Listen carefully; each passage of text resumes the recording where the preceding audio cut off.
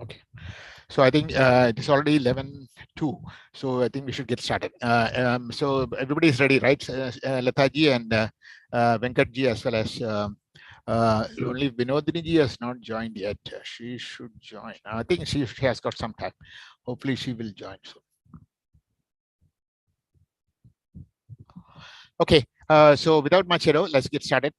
So welcome everybody to this 11th session of our Gita, online Gita, Bhagavad Gita Parayan, as well as Satsang. And this is, as everybody knows, is being held for the third year, actually, in this online fashion. And we are getting a significant amount of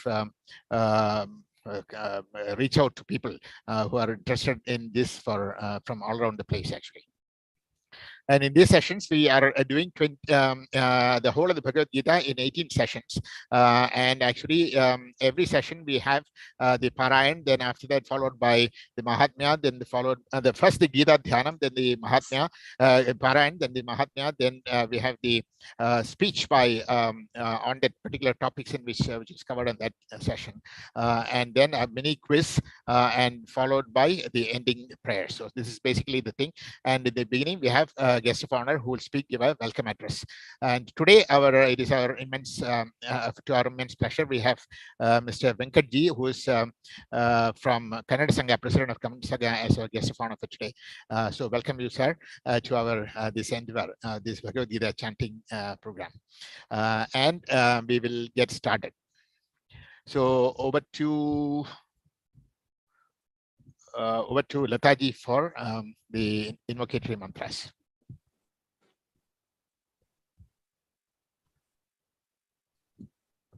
You can start, Lataji. Screen? Yeah, yes. Oh, I was not scared. Oh, sorry.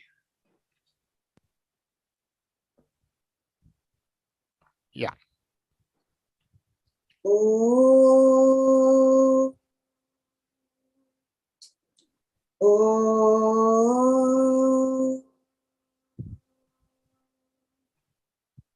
Oh.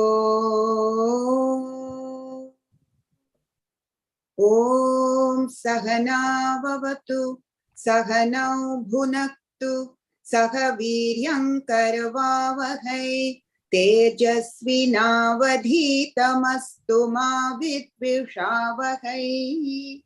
Om Shanti Shanti Shanti.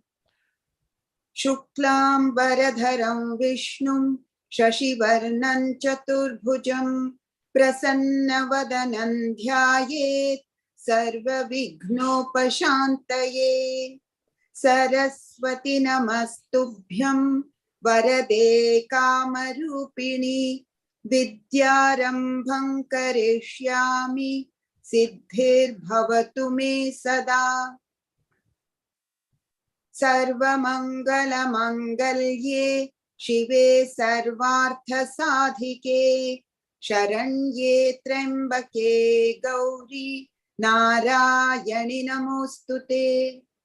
Vasudeva Sutan Devam Kamsa Chanuramardanam Devaki Paramanandam Krishnam Vande Jagadgurum. Hari Om.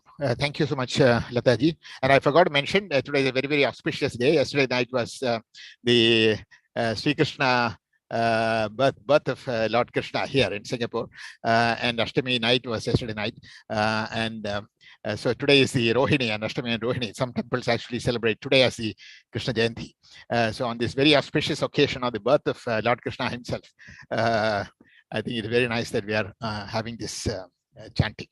And now we welcome our guest of honor for today, Sri Venkatji from Kannada. Venkatji. You can hear me, right? Yeah, get here. Hari Om.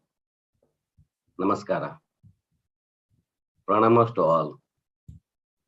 In fact, I am very pleased and honored to be here today. As just mentioned, yesterday we have celebrated Krishna Janmashtami. So to me, it's like a blessing day today. Very blessed to be here for this Gita chanting session. On behalf of Gita Jayanti, and Kannada Sangha Singapore. I would like to welcome everyone for this divine morning of chanting Gita session. I would like to share a few good old memories of being part of Gita Jayanti as a volunteer, as well as being part of Kannada Sangha for many years.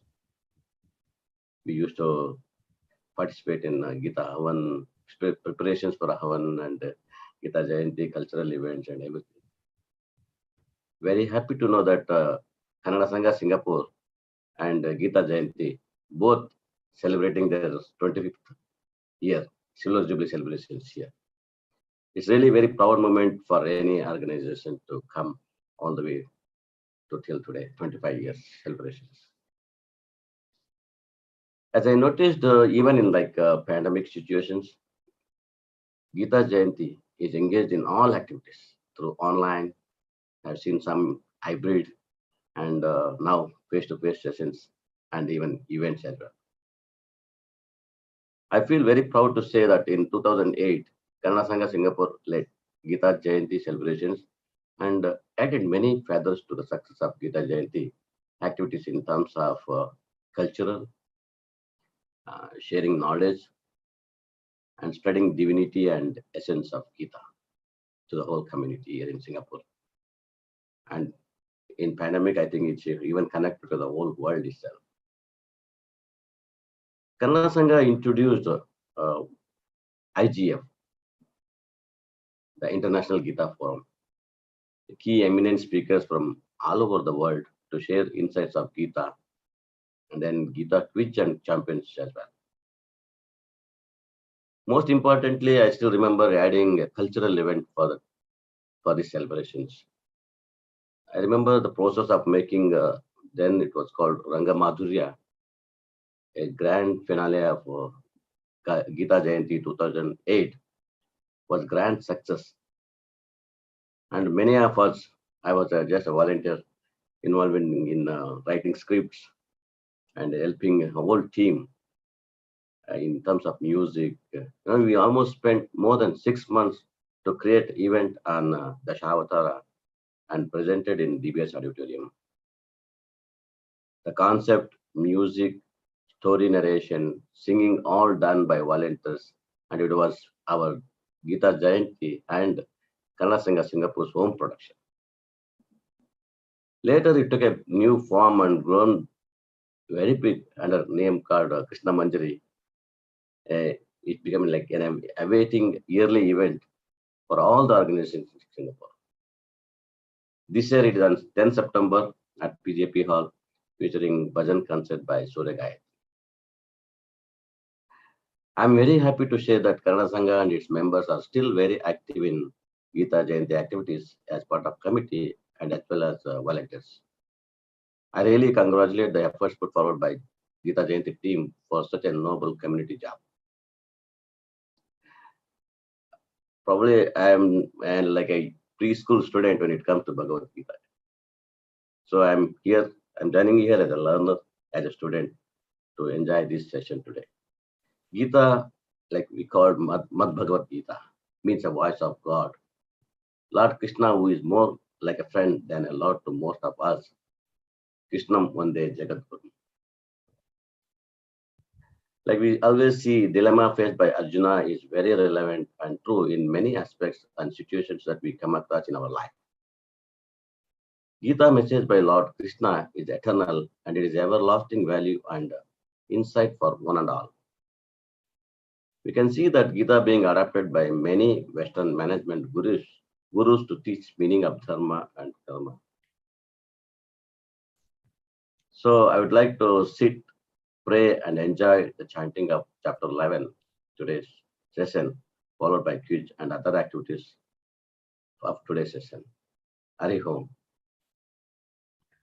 Thank you so much, Venkatji, for those beautiful words and reminding us about the past. It is always so nice to remember about the past in which the way in which we have reached the present state, and the Krishna Manjari, and we are actually actively working towards the next issue of the Krishna Manjari, which is going to happen on the 10th, as you correctly said. It's going to feature the great, beautiful singer Surya Gayatri. Surya Gayatri, yeah.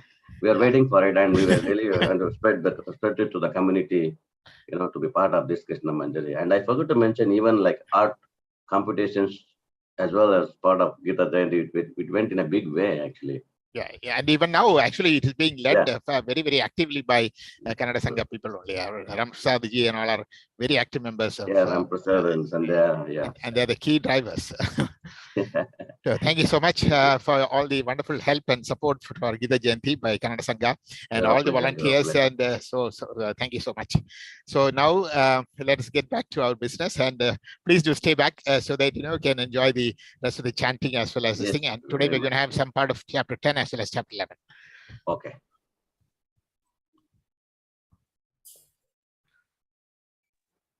Okay, now we will get back to the chanting of we start the Parayan with actually invocation of the Bhagavad Gita by with the Gita Dhyanam, which is actually written by Madhusudan Saraswati, and this will be chanted by Sindhuji.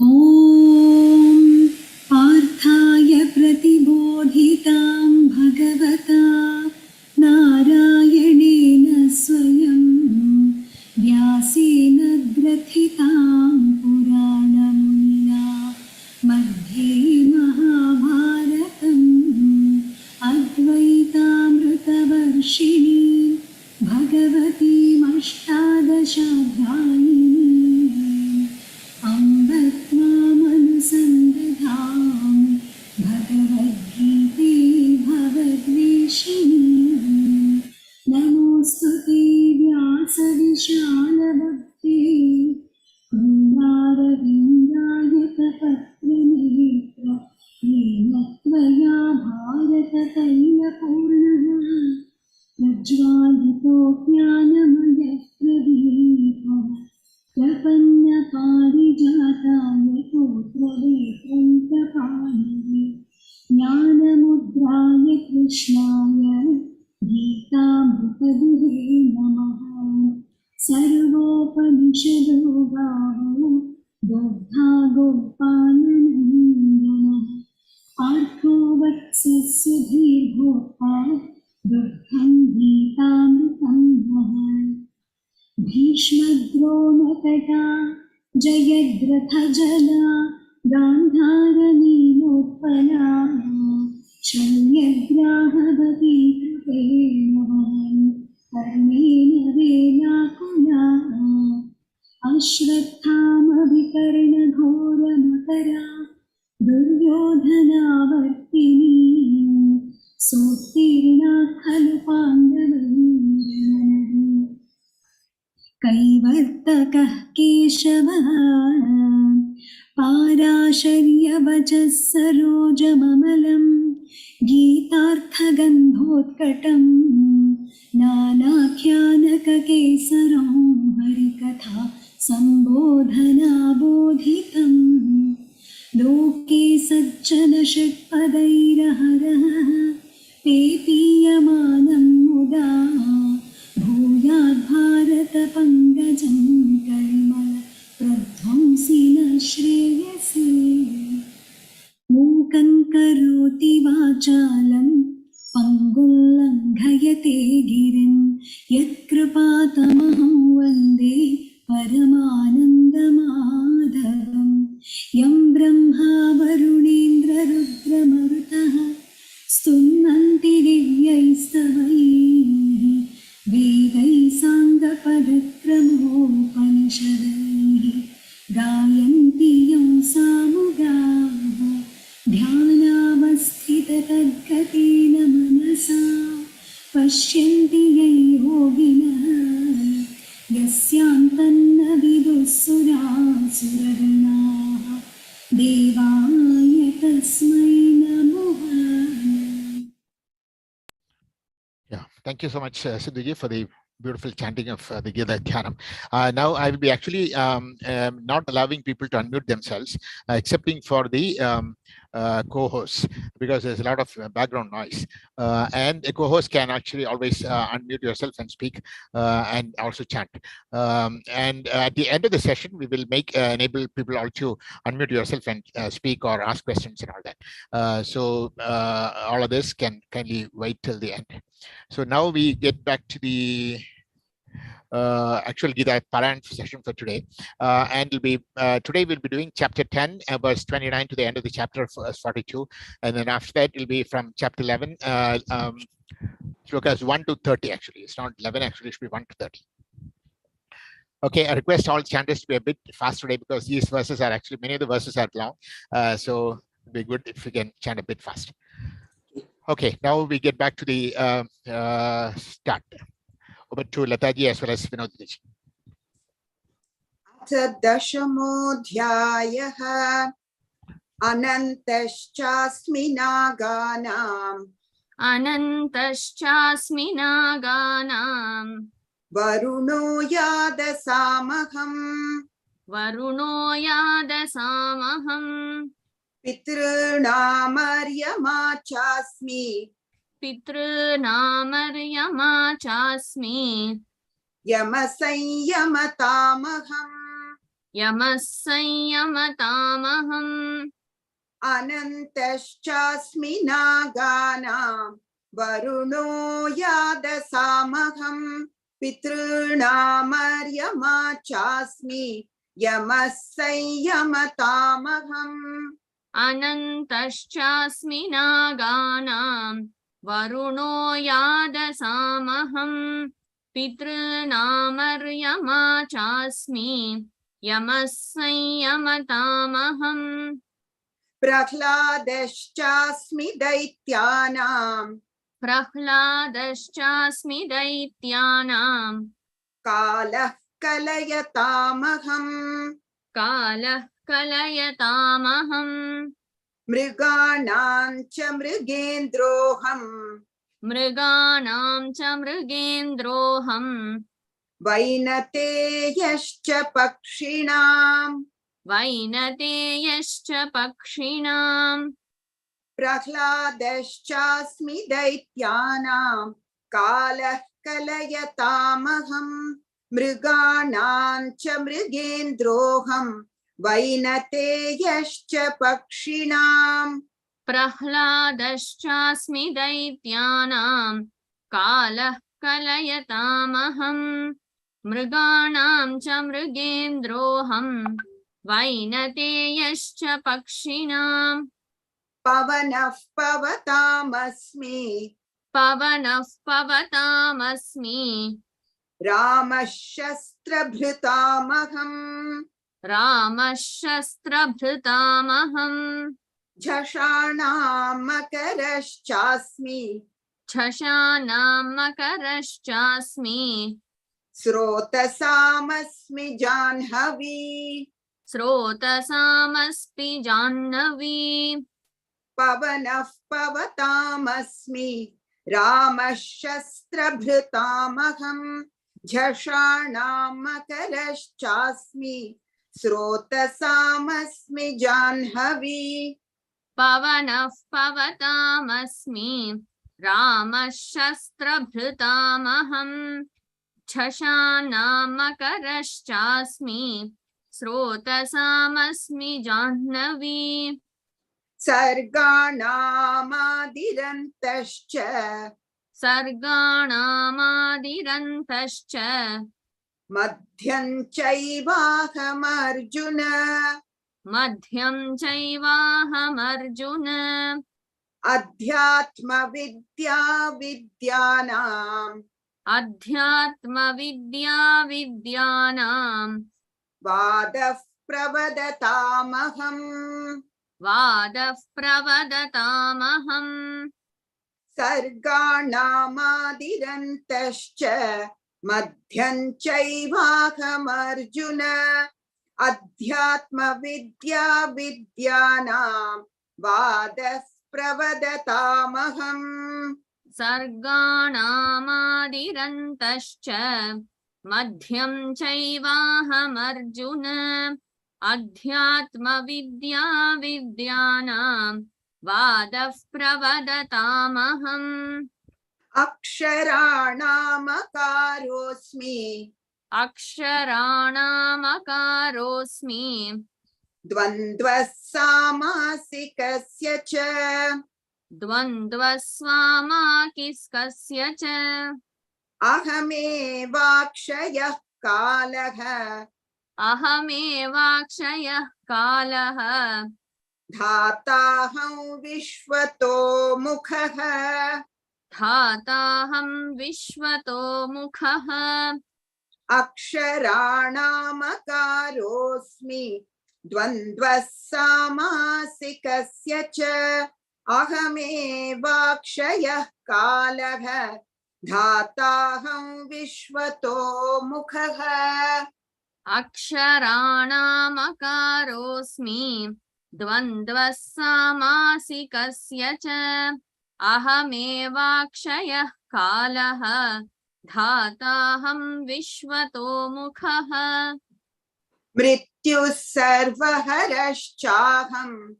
मृत्युः सर्वहरश्चाहम् उद्भवश्च भविष्यताम् उद्भवश्च भविष्यताम् कीर्तिश्रीर्वाक्च नारीणाम् कीर्तिश्रीर्वार्चनारीणाम् स्मृतिर्मेधा धृतिः क्षमा स्मृतिर्मेधा धृतिः क्षमा मृत्युः सर्वहरश्चाहम् उद्भवश्च भविष्यताम् कीर्तिश्रीर्वाक्च नारीणाम् स्मृतिर्मेधा धृतिः क्षमा मृत्युः सर्वहरश्चाहम् उद्भवश्च भविष्यताम् कीर्तिश्रीर्वार्चनारीणाम् स्मृतिर्मेधा धृतिः क्षमा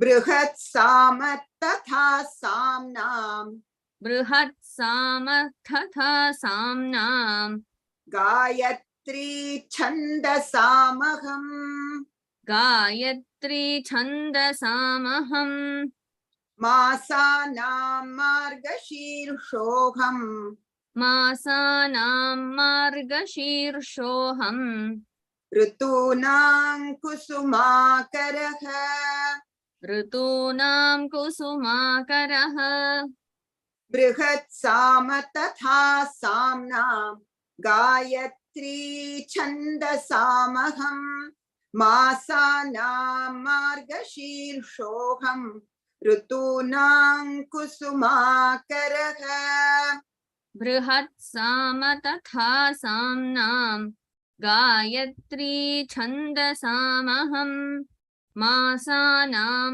मार्गशीर्षोऽहम् ऋतूनां कुसुमाकरः द्यूतं छलयतामस्मि द्यूतं छलयतामस्मि तेजस्तेजस्विनामहम् तेजस्तेजस्विनामहम् जयोऽस्मि व्यवसायोऽस्मि जयोऽस्मि व्यवसायोऽस्मि सत्त्वं सत्त्ववतामहम् सत्त्वं सत्त्ववतामहम् द्यूतं छलयतामस्मि तेजस्तेजस्विनामहम् जयोऽस्मि व्यवसायोऽस्मि सत्त्वं सत्त्ववतामहम् द्यूतं छलयतामस्मि तेजस्तेजस्विनामहम्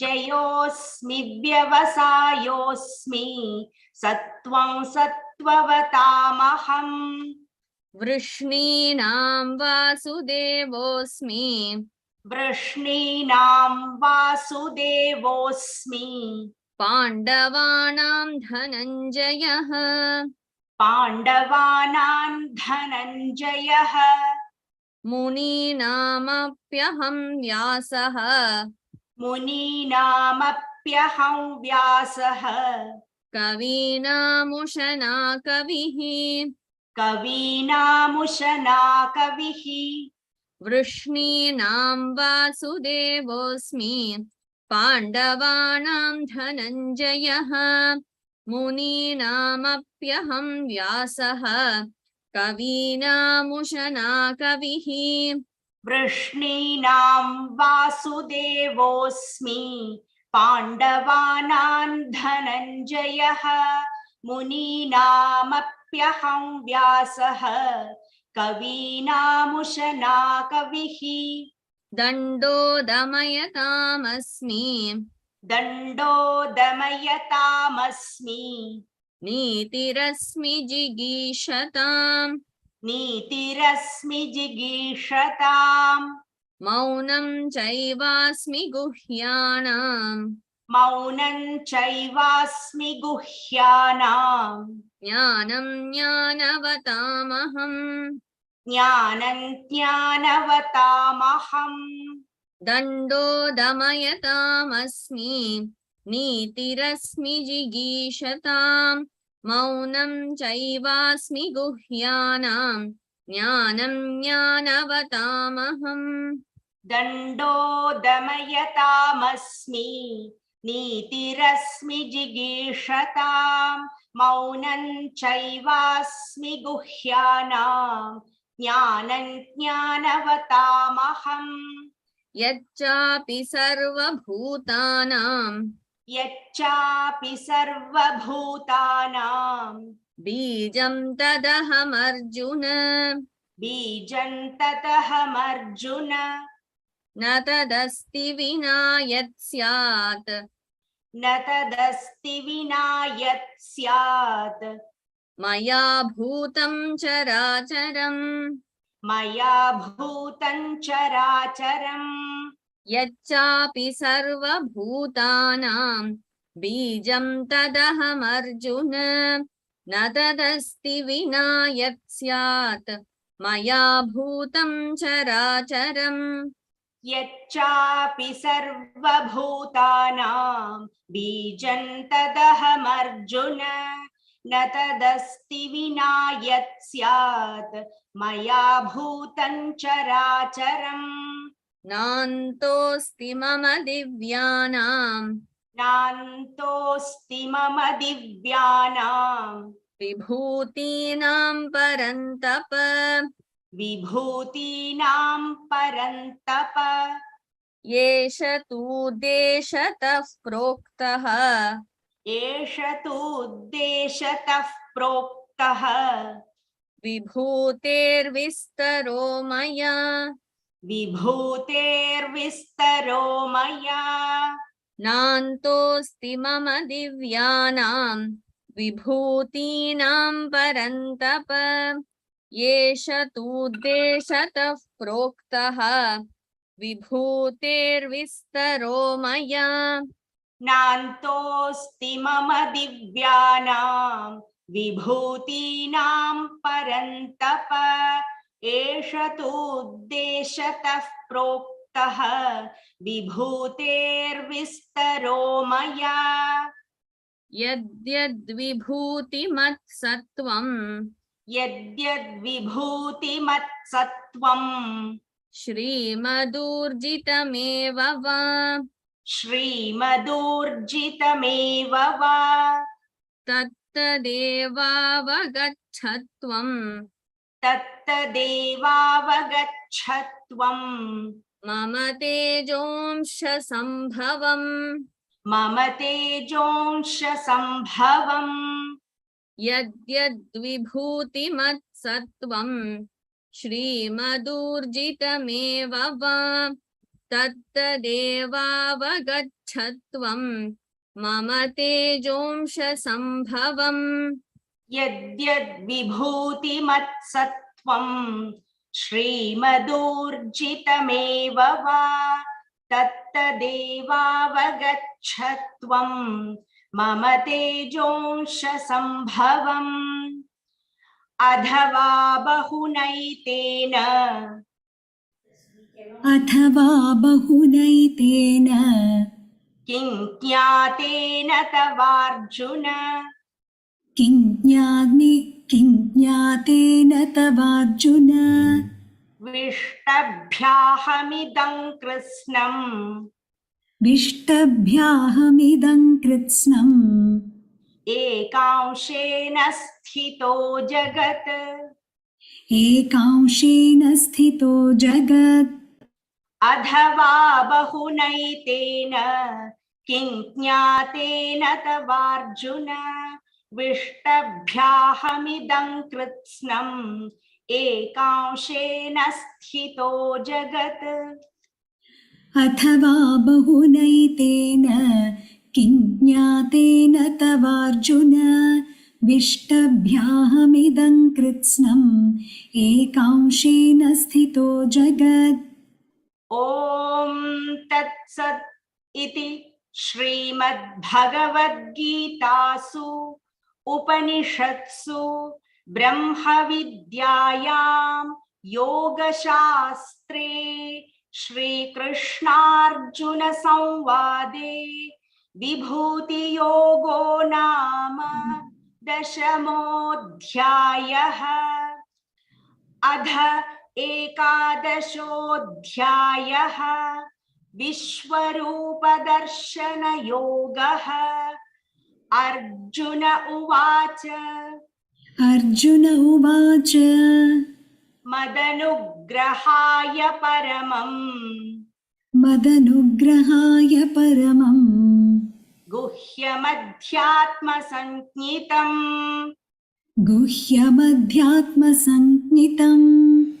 यत्त्वयोक्तं वचस्तेन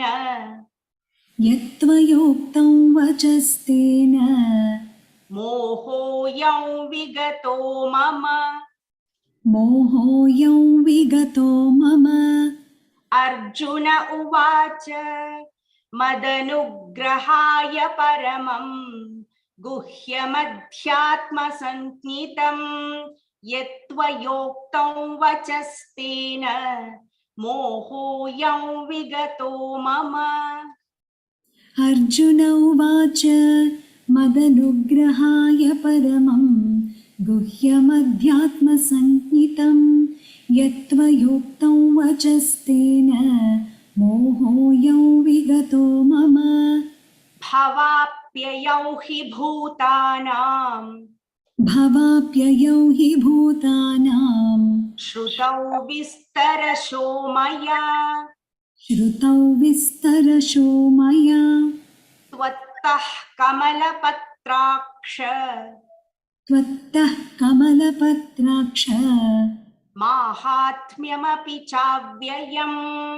माहात्म्यमपि चाव्ययम् भवाप्ययौ हि भूतानां श्रुतौ विस्तरशो मया त्वत्तः कमलपत्राक्ष माहात्म्यमपि चाव्ययम् भवाप्ययौ हि भूतानां श्रुतौ विस्तरशो मया त्वत्तः कमलपत्राक्ष माहात्म्यमपि चाव्ययम् एवमेतद्यथार्थत्वम्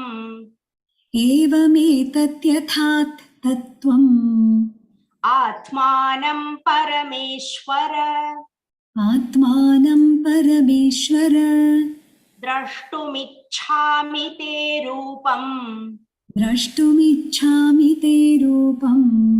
ऐश्वरं पुरुषोत्तम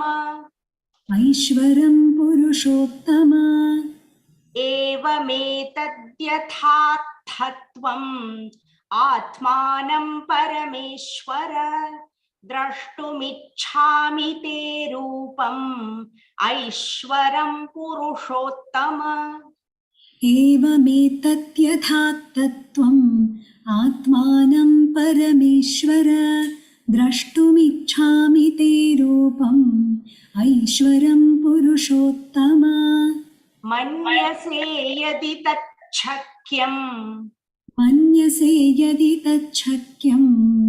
मया द्रष्टुमिति प्रभो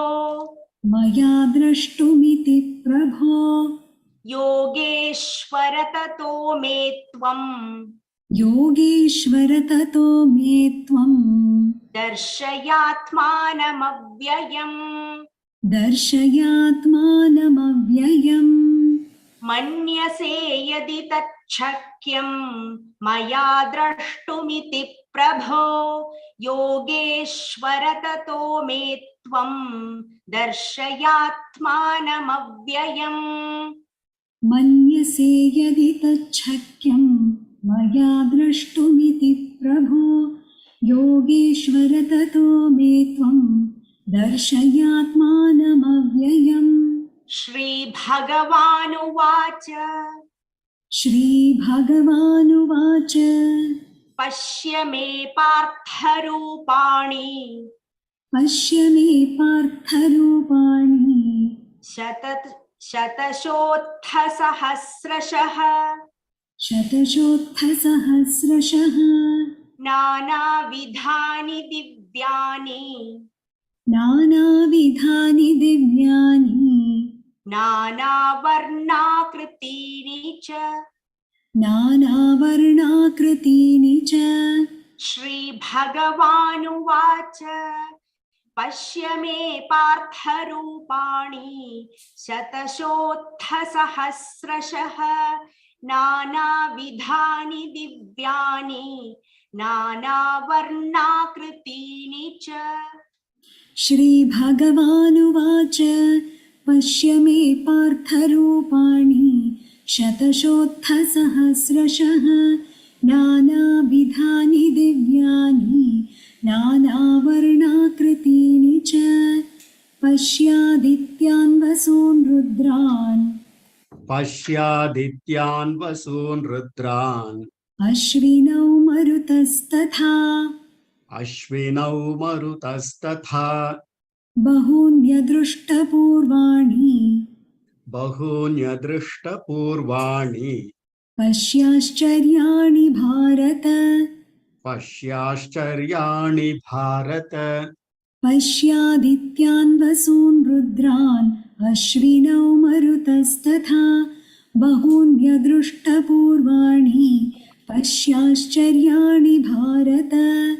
पश्यादित्यान् वसून् रुद्रान् अश्विनौ मरुतस्तथा बहून्यदृष्टपूर्वाणि पश्याश्चर्याणि भारत इहैकस्थं जगत्कृत्स्नम् इहैकस्थं जगत्कृत्स्नम् पश्याद्य सचराचरम् पश्याद्य सचराचरम् मम देहे गुडाकेश मम देहे गुडाकेश यच्चान्यद्द्रष्टुमिच्छसि यच्चान्यद्द्रष्टुमिच्छसि इहैकस्थं जगत्कृत्स्नं पश्याद्य सचराचरम् मम देहे गुडाकेश यच्चान्यद्द्रष्टुमिच्छसि इहैकस्थं जगत्कृत्स्नम् पश्याद्य सचराचरम् मम देहे गुडाकेश यच्चान्यद्द्रष्टुमिच्छसि न तु मां शक्यसे द्रष्टुम् न तु मां शक्यसे द्रष्टुम् अनेनैव स्वचक्षुषा अनेनैव स्वचक्षुषा दिव्यं ददामि ते चक्षुः दिव्यं ददामि ते चक्षुः पश्य मे योगमैश्वरम् पश्य मे योगमैश्वरम् न तु मां शक्यसे द्रष्टुम् अनेनैव स्वचक्षुषा दिव्यं ददामि ते चक्षुः पश्य मे योगमैश्वरम् न तु मां शक्यसे द्रष्टुम् अनेनैव स्वचक्षुषा दिव्यं ददामि ते चक्षुः पश्य मे योगमैश्वरम् सञ्जय उवाच सञ्जय उवाच एवमुक्त्वा ततो राजन् एवमुक्त्वा ततो राजन् महायोगीश्वरो हरिः महायोगेश्वरो हरिः दर्शयामास पार्थाय पार्थाय परमं रूपमैश्वरम् परमौ रूपमैश्वरम् सञ्जय उवाच एवमुक्त्वा ततो राजन् महायोगेश्वरो हरिः दर्शयामास पार्थाय परमौ रूपमैश्वरम् सञ्जय उवाच एवमुक्त्वा ततो राजन् महायोगेश्वरो हरिः दर्शयामास पार्थाय परमौ रूपमैश्वरम् अनेकवक्त्रनयनम् अनेकवक्त्रनयनम् अनेकाद्भुतदर्शनम् अनेकाद्भुतदर्शनम् अनेकदिव्याभरणम् अनेकदिव्याभरणम् दिव्यानेकोद्यतायुधम् दिव्यानेकोद्यतायुधम् अनेकवक्त्रनयनम् अनेकाद्भुतदर्शनम् अनेकदिव्याभरणम् दिव्यानेकोद्यतायुधम् अनेकवक्त्रनयनम् अनेकाद्भुतदर्शनम् अनेकदिव्याभरणम् दिव्यानेकोद्यतायुधम् दिव्यमाल्याम्बरधरम् दिव्यमाल्याम्बरधरम् दिव्यगन्धानुलेपनम् दिव्यगन्धानुलेपनम् सर्वाश्चर्यमयम् देवम् सर्वाश्चर्यमयम् देवम् अनन्तं विश्वतोमुखम् अनन्तं विश्वतोमुखम् दिव्यमाल्याम्बरधरम् दिव्यगन्धानुलेपनम् सर्वाश्चर्यमयम् देवम् अनन्तं विश्वतोमुखम् दिव्यमाल्याम्बरधरम् दिव्यगन्धानुलेपनम् सर्वाश्चर्यमयम् देवम् अनन्तं विश्वतोमुखम् दिवि सूर्यसहस्रस्य दिवि सूर्यसहस्रस्य भवेद्युगपदुत्थिता भवेद्युगपदुत्थिता यदि भाससदृशी सा स्यात् यदि भाससदृशी सा स्यात् भासस्तस्य महात्मनः भासस्तस्य महात्मनः दिवि सूर्यसहस्रस्य भवेद्युगपदुत्थिता यदि भाससदृशी सा स्यात् भासस्तस्य महात्मनः दिवि सूर्यसहस्रस्य भवेद्युगपदुत्थिता यदि भाससदृशी सा स्यात् भासस्तस्य महात्मनः तत्रैकस्थं जगत्कृत्स्नम् तत्रैकस्थं जगत्कृत्स्नम् प्रविभक्तमनेकधा अपश्यद्देवदेवस्य शरीरे पाण्डवस्तदा तत्रैकस्थं जगत्कृत्स्नम् प्रविभक्तमनेकधा अपश्यद्देवदेवस्य शरीरे पाण्डवस्तदा तत्रैकस्थं जगत्कृत्स्नम् प्रविभक्तमनेकधा अपश्यद्देवदेवस्य शरीरे पाण्डवस्तदा ततः स विस्मयाविष्टः हृष्टरोमा धनञ्जयः प्रणम्य शिरसा देवम्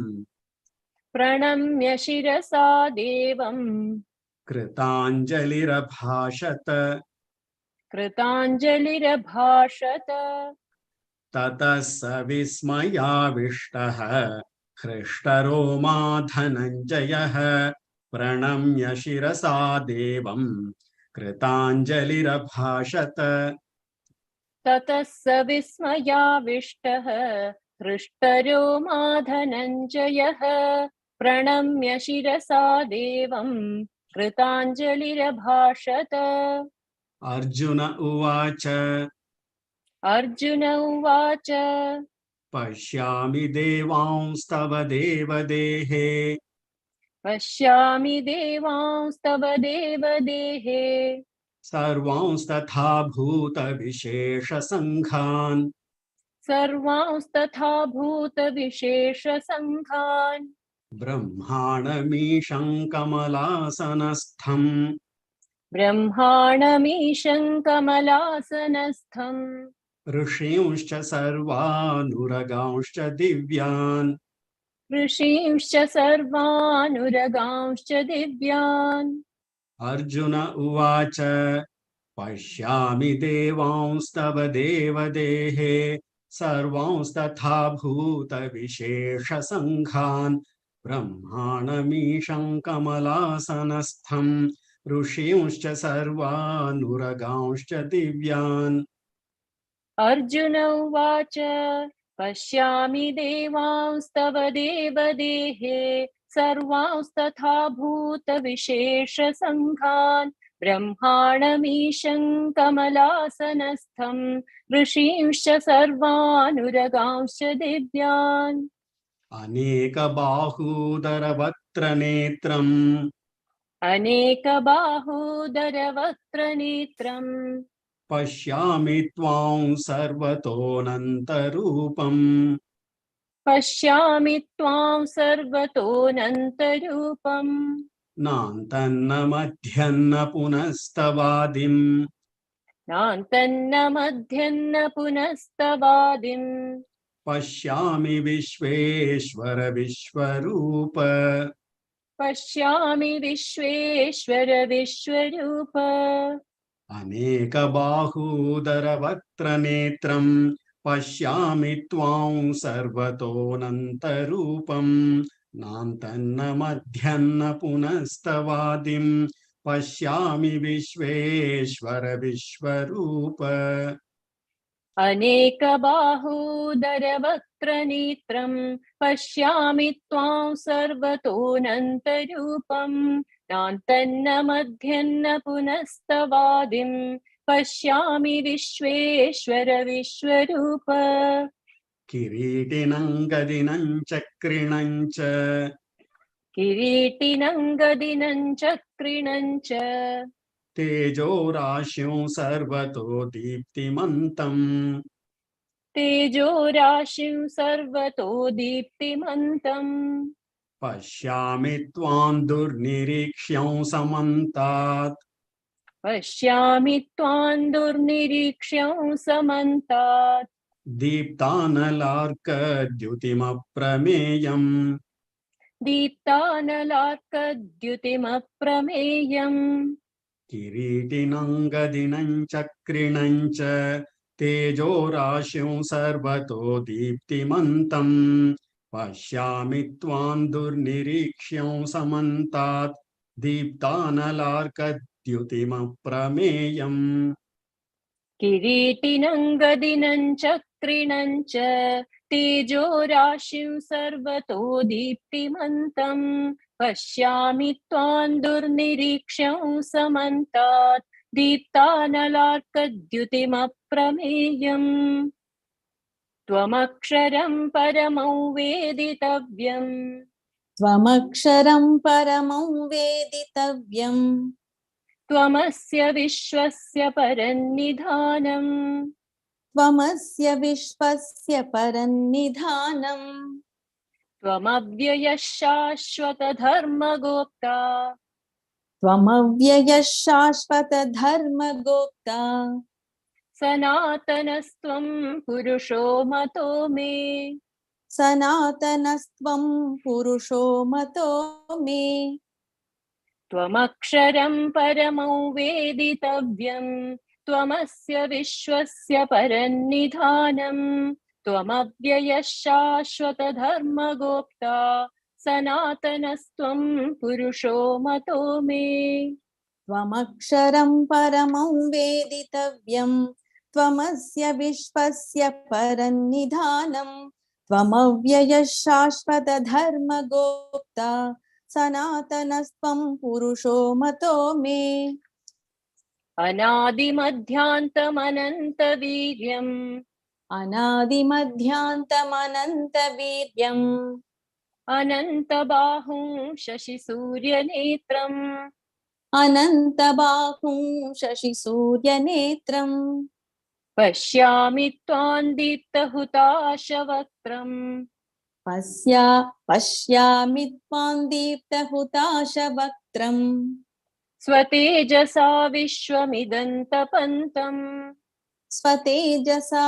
विश्वमिदन्तपन्तम् अनादिमध्यान्तमनन्तवीर्यम् अनन्तबाहुं शशिसूर्यनेत्रम् पश्यामि त्वां दीप्तहुताशवक्त्रम् स्वतेजसा विश्वमिदन्तपन्तम् अनादिमध्यान्तमनन्तवीर्यम् अनन्तबाहुं शशिसूर्यनेत्रम् पश्यामि त्वां दीप्तहुताशवक्त्रम् स्वतेजसा विश्वमिदन्तपन्तम् द्या वा पृथिव्योरिदमन्तरं हि द्या वा पृथिव्योरिदमन्तरं हि व्याप्तं त्वयैकेन दिशश्च सर्वाः व्याप्तं त्वयैकेन दिशश्च सर्वाः दृष्ट्वाद्भुतं रूपमुग्रन्तवेदम् दृष्ट्वाद्भुतं रूपमुग्रन्तवेदम् लोकत्रयं प्रव्यथितं महात्मन् लोकत्रयं प्रव्यथितं महात्मन् द्या वा पृथिव्योरिदमन्तरं हि व्याप्तं त्वयैकेन दिशश्च सर्वाः दृष्ट्वाद्भुतं रूपमुग्रन्तवेदम् लोकत्रयं प्रव्यथितं महात्मन् द्यवा पृथिव्यो त्वया पृथिव्योरिदमन्तरं हि व्याप्तं त्वयैकेन दिशश्च सर्वाः दृष्ट्वाद्भुतं रूपमुग्रं दवेदं लोकत्रयं प्रव्यथितं महात्मन् अमीहि त्वां सुरसङ्घा विशन्ति अमीहि त्वां सुरसङ्घा विशन्ति केचिद् भीताः प्राञ्जलयो गृह्णन्ति केचित् भीता प्राञ्जलयो गृह्णन्ति स्वस्तीत्युक्त्वा महर्षि सिद्धसङ्घाः स्वस्तीत्युक्त्वा महर्षि सिद्धसङ्घाः स्तुवन्ति त्वां स्तुतिभिः पुष्कलाभिः स्तुवन्ति त्वां स्तुतिभिः पुष्कलाभिः अमीहि त्वां सुरसङ्घा विशन्ति केचिद् भीताः प्राञ्जलयो गृह्णन्ति स्वस्तीत्युक्त्वा महर्षि सिद्धसङ्घाः स्तुवन्ति त्वां स्तुतिभिः पुष्कलाभिः अमीहि त्वां सुरसङ्घा विशन्ति केचित् भीताः प्राञ्जलयो गृह्णन्ति स्वस्तीत्युक्त्वा महर्षि सिद्धसङ्घाः स्तुवन्ति त्वां स्तुतिभिः पुष्कलाभिः रुद्रादित्या वसवो ये च साध्याः रुद्रादित्या वसवो ये च साध्याः विश्वेश्विनौ मरुतश्चोष्मपाश्च विश्वेश्विनौ मरुतश्चोष्मपाश्च गन्धर्वयक्षासुरसिद्धसङ्घाः गन्धर्वयक्षासुरसिद्धसङ्घाः वीक्षन्ते त्वां विस्मिताश्चैव सर्वे वीक्षन्ते त्वां विस्मिताश्चैव सर्वे रुद्रादित्या वसवो ये च साध्याः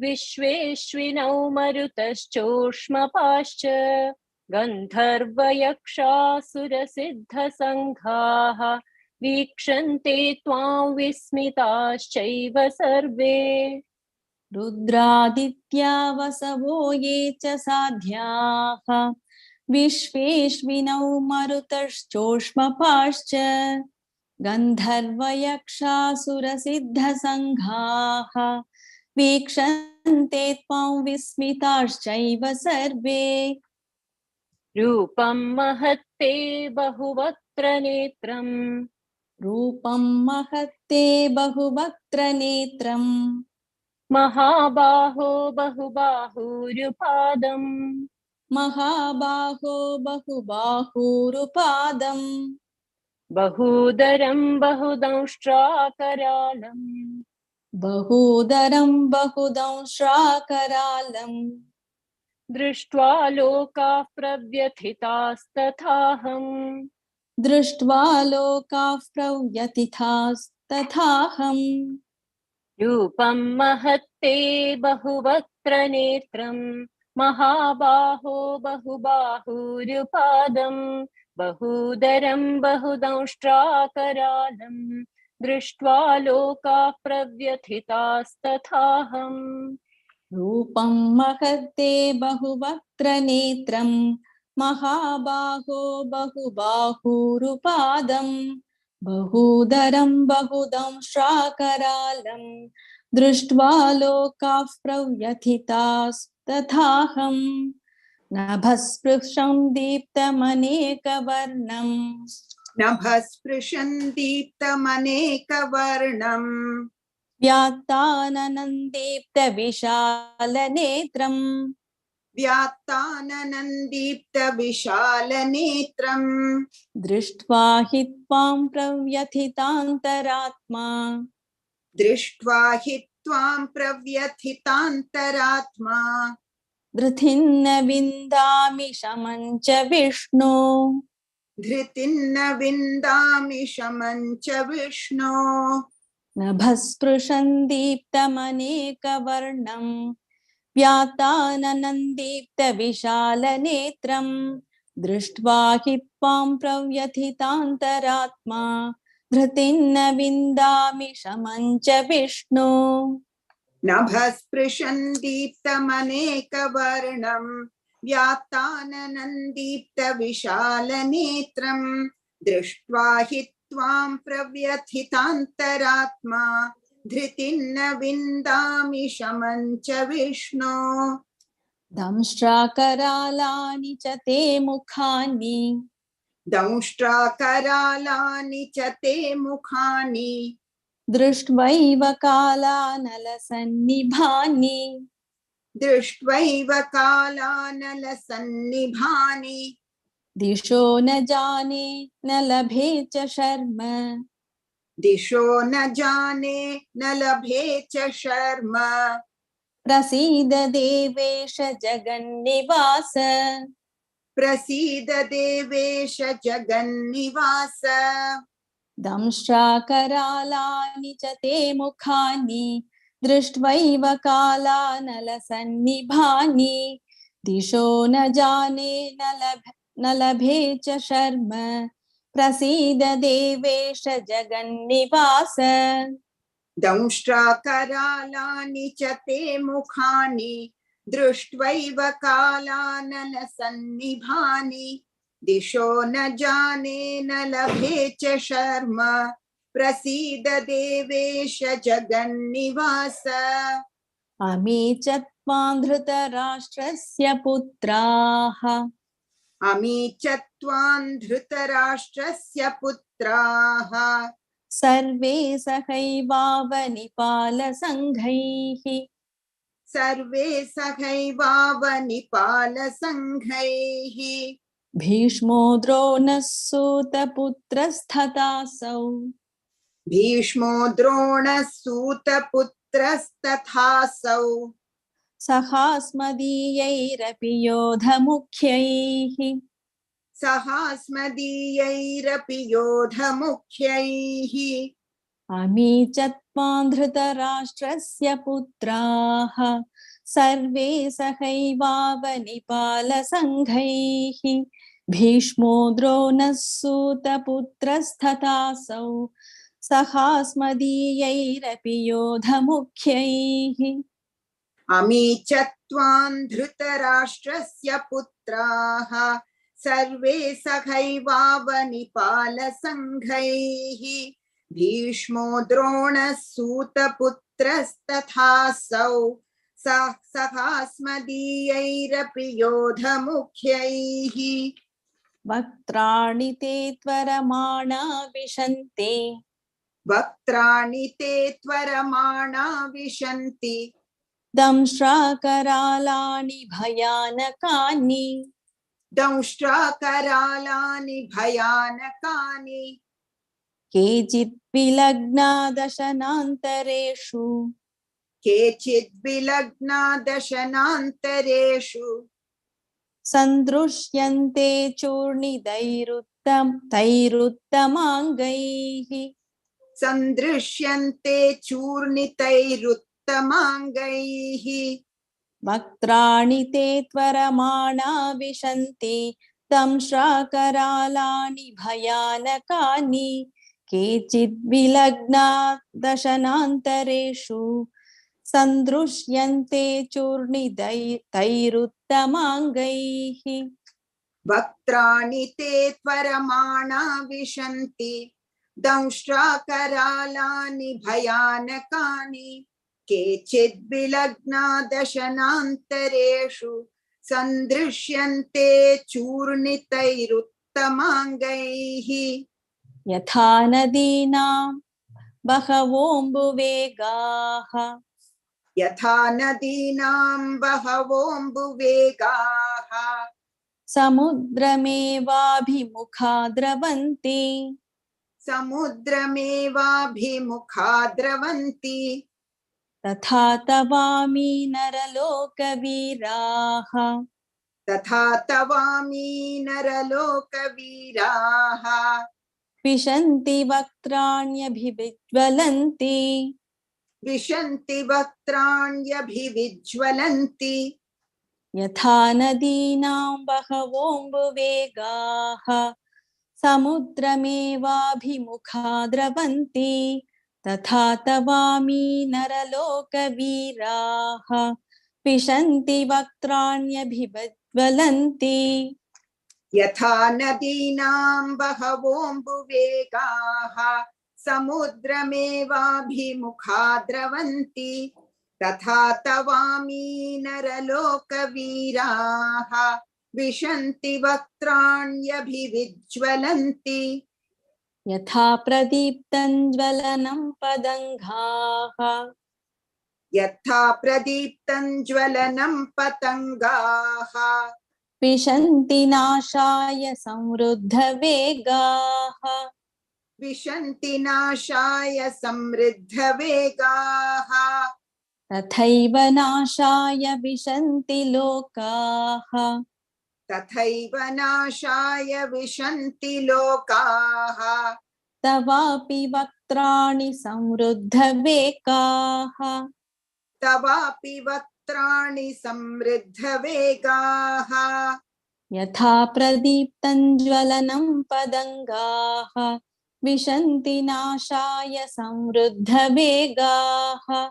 तथैव नाशाय विशन्ति लोकाः तवापि वक्त्राणि समृद्धवेगाः यथा प्रदीप्तं ज्वलनं पतङ्गाः विशन्ति नाशाय समृद्धवेगाः तथैव नाशाय विशन्ति लोकाः तवापि वक्त्राणि समृद्धवेगाः लेलिह्यसे ग्रसमानः समन्तात् लेलिह्यसे ग्रसमानः समन्तात् लोकान् समग्रान् वदनैर्ज्वलद्भिः लोकान् समग्रान् वदनैर्ज्वलद्भिः तेजोभिरापूर्य जगत्समग्रम् तेजोभिरापूर्य जगत्समग्रम् भासस्तवोग्राः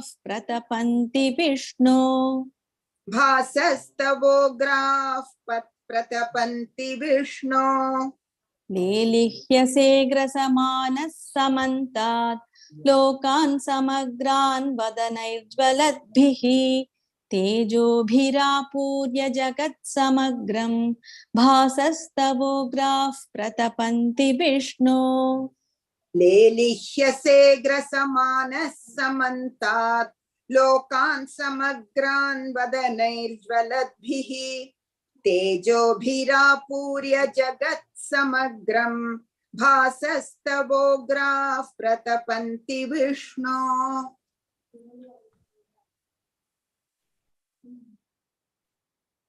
Hari Om. Thank you so much to all our wonderful chanters who have really ably and beautifully demonstrated how to chant this very complicated chapter 11, especially, and so beautifully chanted, and how really to pronounce it, these complex verses, complex, beautiful, as well as very mystical verses in such a wonderful fashion. Thank you so much to all our chanters. It was really, really very, very nice to hear. The verses given in the earlier slides are from the various Gita commentators with the abbreviations as below. SC for Swami Chinmayanandaji, Swami Dayanandaji, then Swami Gambhiranandaji, George Feuerstein, Swami Vishweshwarananda, Ekanathishwaran, Dr. Radhakrishnan, Swami Rama, Yuan Maskarao, Dr. A.G. Krishnavarya, Swami Mukundananda.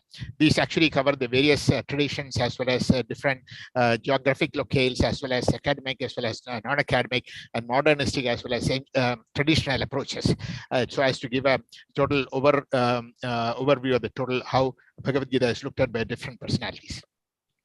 So now we move over to the Gita Mahatmyam, which will be chanted by Umaji. So over to Gita Mahatmyam. अथ गीतामाहात्म्यं गीताशास्त्रमिदं पुण्यं यः पठेत् प्रयतः पुमान् विष्णोः पदमवाप्नोति भयशोकादिवर्जितः गीताध्ययनशीलस्य प्राणायामपरस्य च नैव सन्ति हि पापानि पूर्वजन्मकृतानि च मलनिर्मोचनं पुंसां जलस्नानं दिने दिने सकृत् गीताम्भसि स्नानं संसारमलनाशनं गीतासु गीता कर्तव्या किमन्यैः शास्त्रविस्तरैः या स्वयं पद्मनाभस्य मुखपद्मात् विनिसृता भारतामृत सर्वस्वं विष्णोर्वक्त्रात् विनिसृतं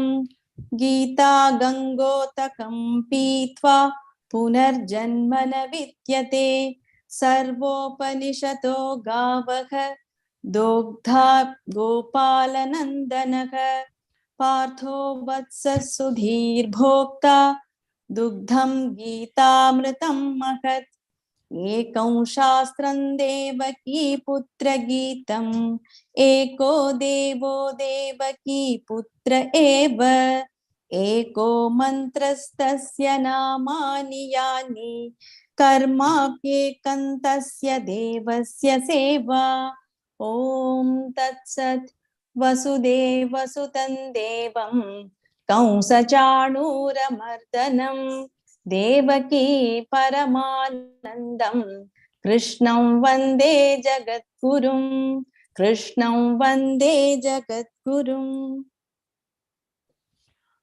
Beautiful, beautiful, very beautifully chanted, Umaji, and wonderfully chanted by all our chanters. So thanks again. And now we come to the much awaited session for today. Oh, sorry, I think I made a mistake in the title. My apologies. It should be Sri Karthik Ji and Sri Krishna Ji. So I made a mistake in the title. So my apologies for that. So now we will have Sri Karthik Ji and Sri Krishna Ji will talk about chapter 9, which is one of the Rajavidya Rajaguhya Yogam, which is one of the most important chapters, and we are eagerly listening to you. I think Krishnanji is not able to unmute. Sorry, I think I have made another Krishna as co-host. Okay, so the name is not clear. Yes. Okay. So now I've unmuted you. I have made you as co-host. So you should be able to unmute, right? Perfect. Thank you. Okay. Sorry. Actually, I made another Krishna as co-host earlier. It's all Krishna Janmashtami week. No problem. Yeah, that's right. Yeah. Okay. Over to Krishnanji as well as to Karthikji. Karthikji is here. Yes, I'm here, very much Yeah. so. Okay. Yes. Wonderful. Wonderful. Karthik, you want to get started? Yes. Hari Om. Sadashiva Samarambam Shankaracharya Madhyamam Asmadacharya Paryantam Vande Guru Paramparam. Shri Gurubhyo Namaha. Happy Krishna Janmashtami to all. And we've started on a good note, So let's start as thank you, the Gita Jayanti committee for getting us again, both Krishnanji and myself, to talk about it. I know we were there a few, I think last year, maybe it was last year, right? Yes. Yeah. So one more opportunity to be in front of all at the start. I mean, all credits to our Gurujis. And if there are any errors in, in our presentation, in our talk, it's all belongs to us. So with that, let's kick it off, Krishnanji. Oh, Shri Gurubhyo Namaha. Pranams to the Lord, pranams to everyone today. So great opportunity around Krishna Janmashtami. So obviously great place to be. So we have Karthikji and I will pretty much use the same format that we had used in chapter 16. It's like a Q&A, kind of a dialogue kind of thing you'll work through. Hopefully the message comes across of the chapter, and let's see how it goes.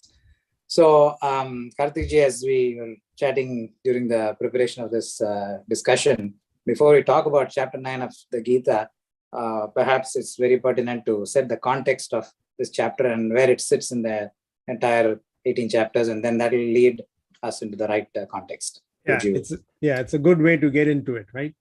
So one of the reasons why we chose this format is because Bhagavad Gita itself is in a dialogue form. Actually, all the Sanatana Dharma scriptures are in this dialogue form.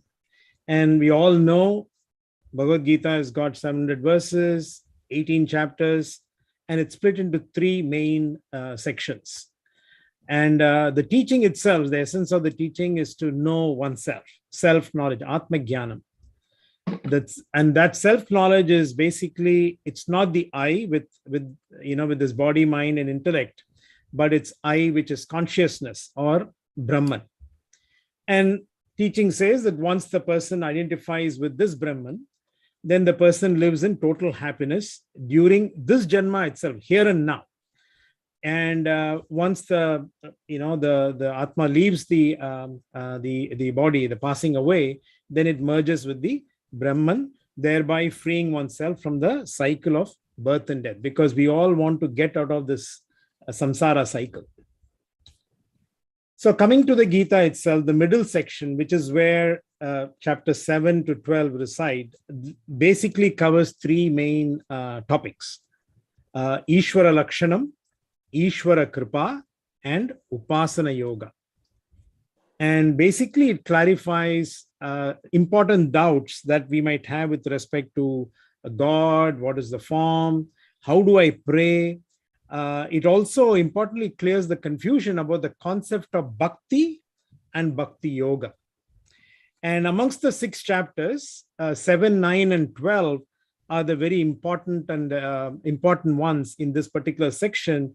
And it basically is a good prelude to the Jiva Ishvara Aikyam, which primarily is covered in chapters 13, 14, and 15. That I would say would be the good context set. Excellent. So I think the 3 main the 3 main concepts here, Ishvara Swarupam and the Upasana that you explained.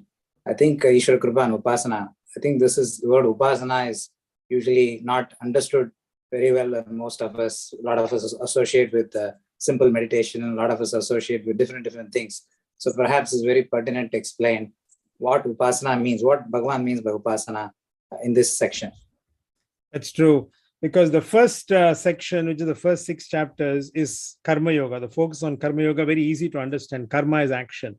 Upasana in that sense gives it's a bit more complex maybe as it goes, because the next section is more on Jnana, which is even more complex. But yes, coming back to the question that you asked, Upasana it means meditation. And the main purpose of Upasana, is to qualify oneself to know the true nature of Bhagavan.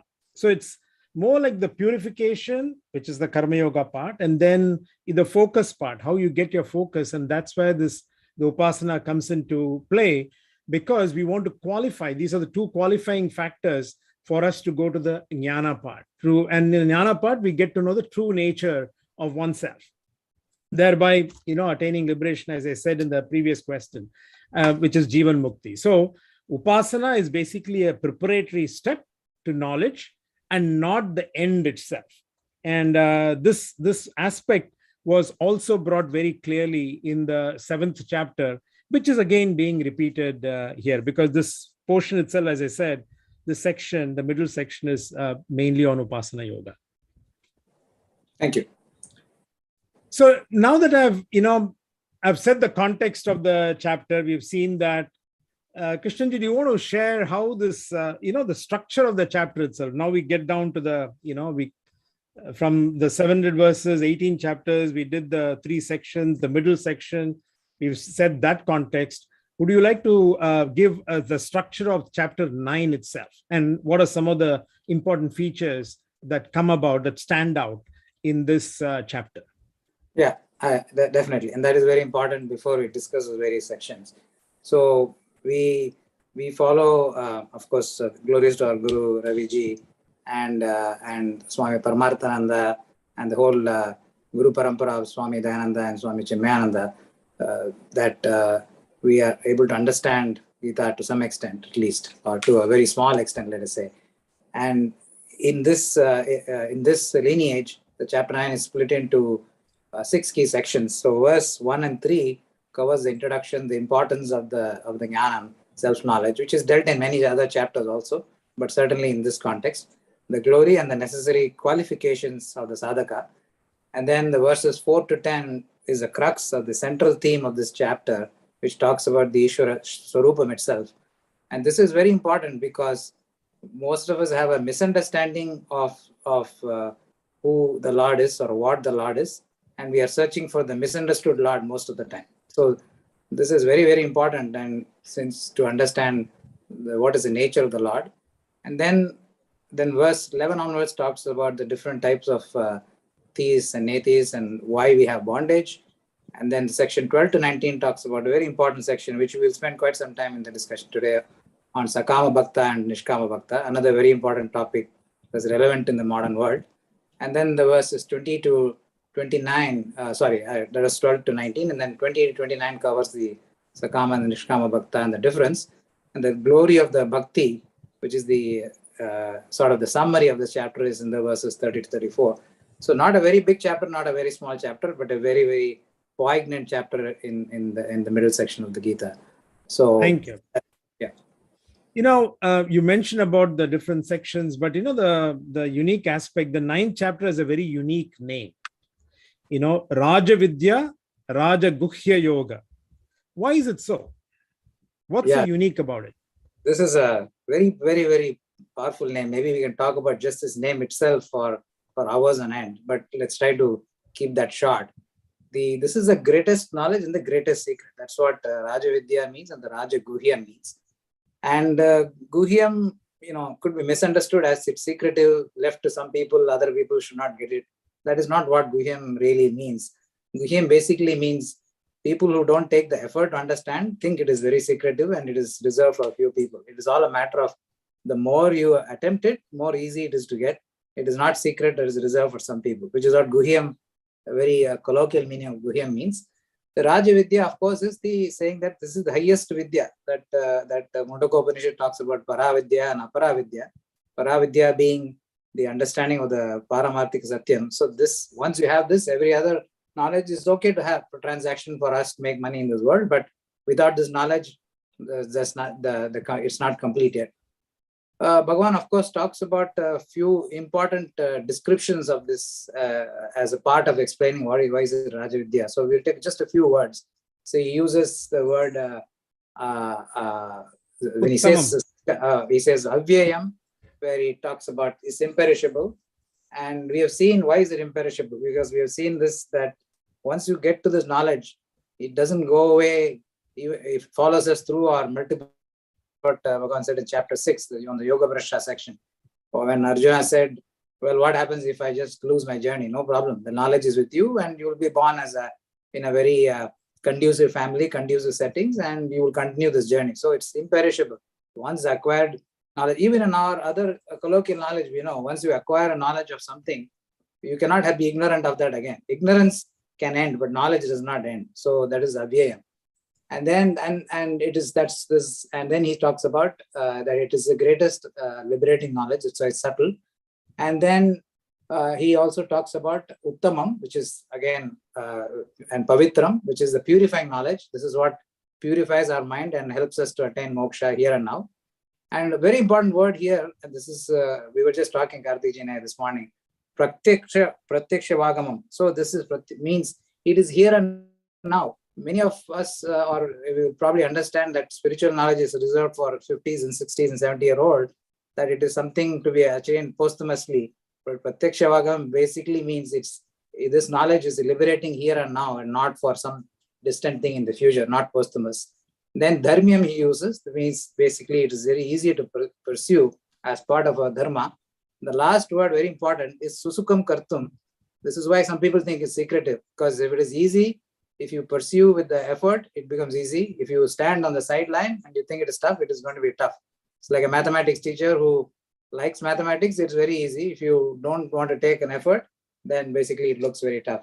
So in one verse, very, very important facts about this teaching are here explained. So that's why the chapter is very aptly named Rajavidya Rajagurya. Good. I also want to add one more. I think in extension of what you just said, susukam kartum, because it's effort, and the most important aspect is because it is the sixth pramana, you have to have that shraddha. So he says, verse 3, I think he says, if you don't have the shraddha, then it will be very difficult, and so you'll continue to be mired in the samsaric cycle. Yeah, that's true.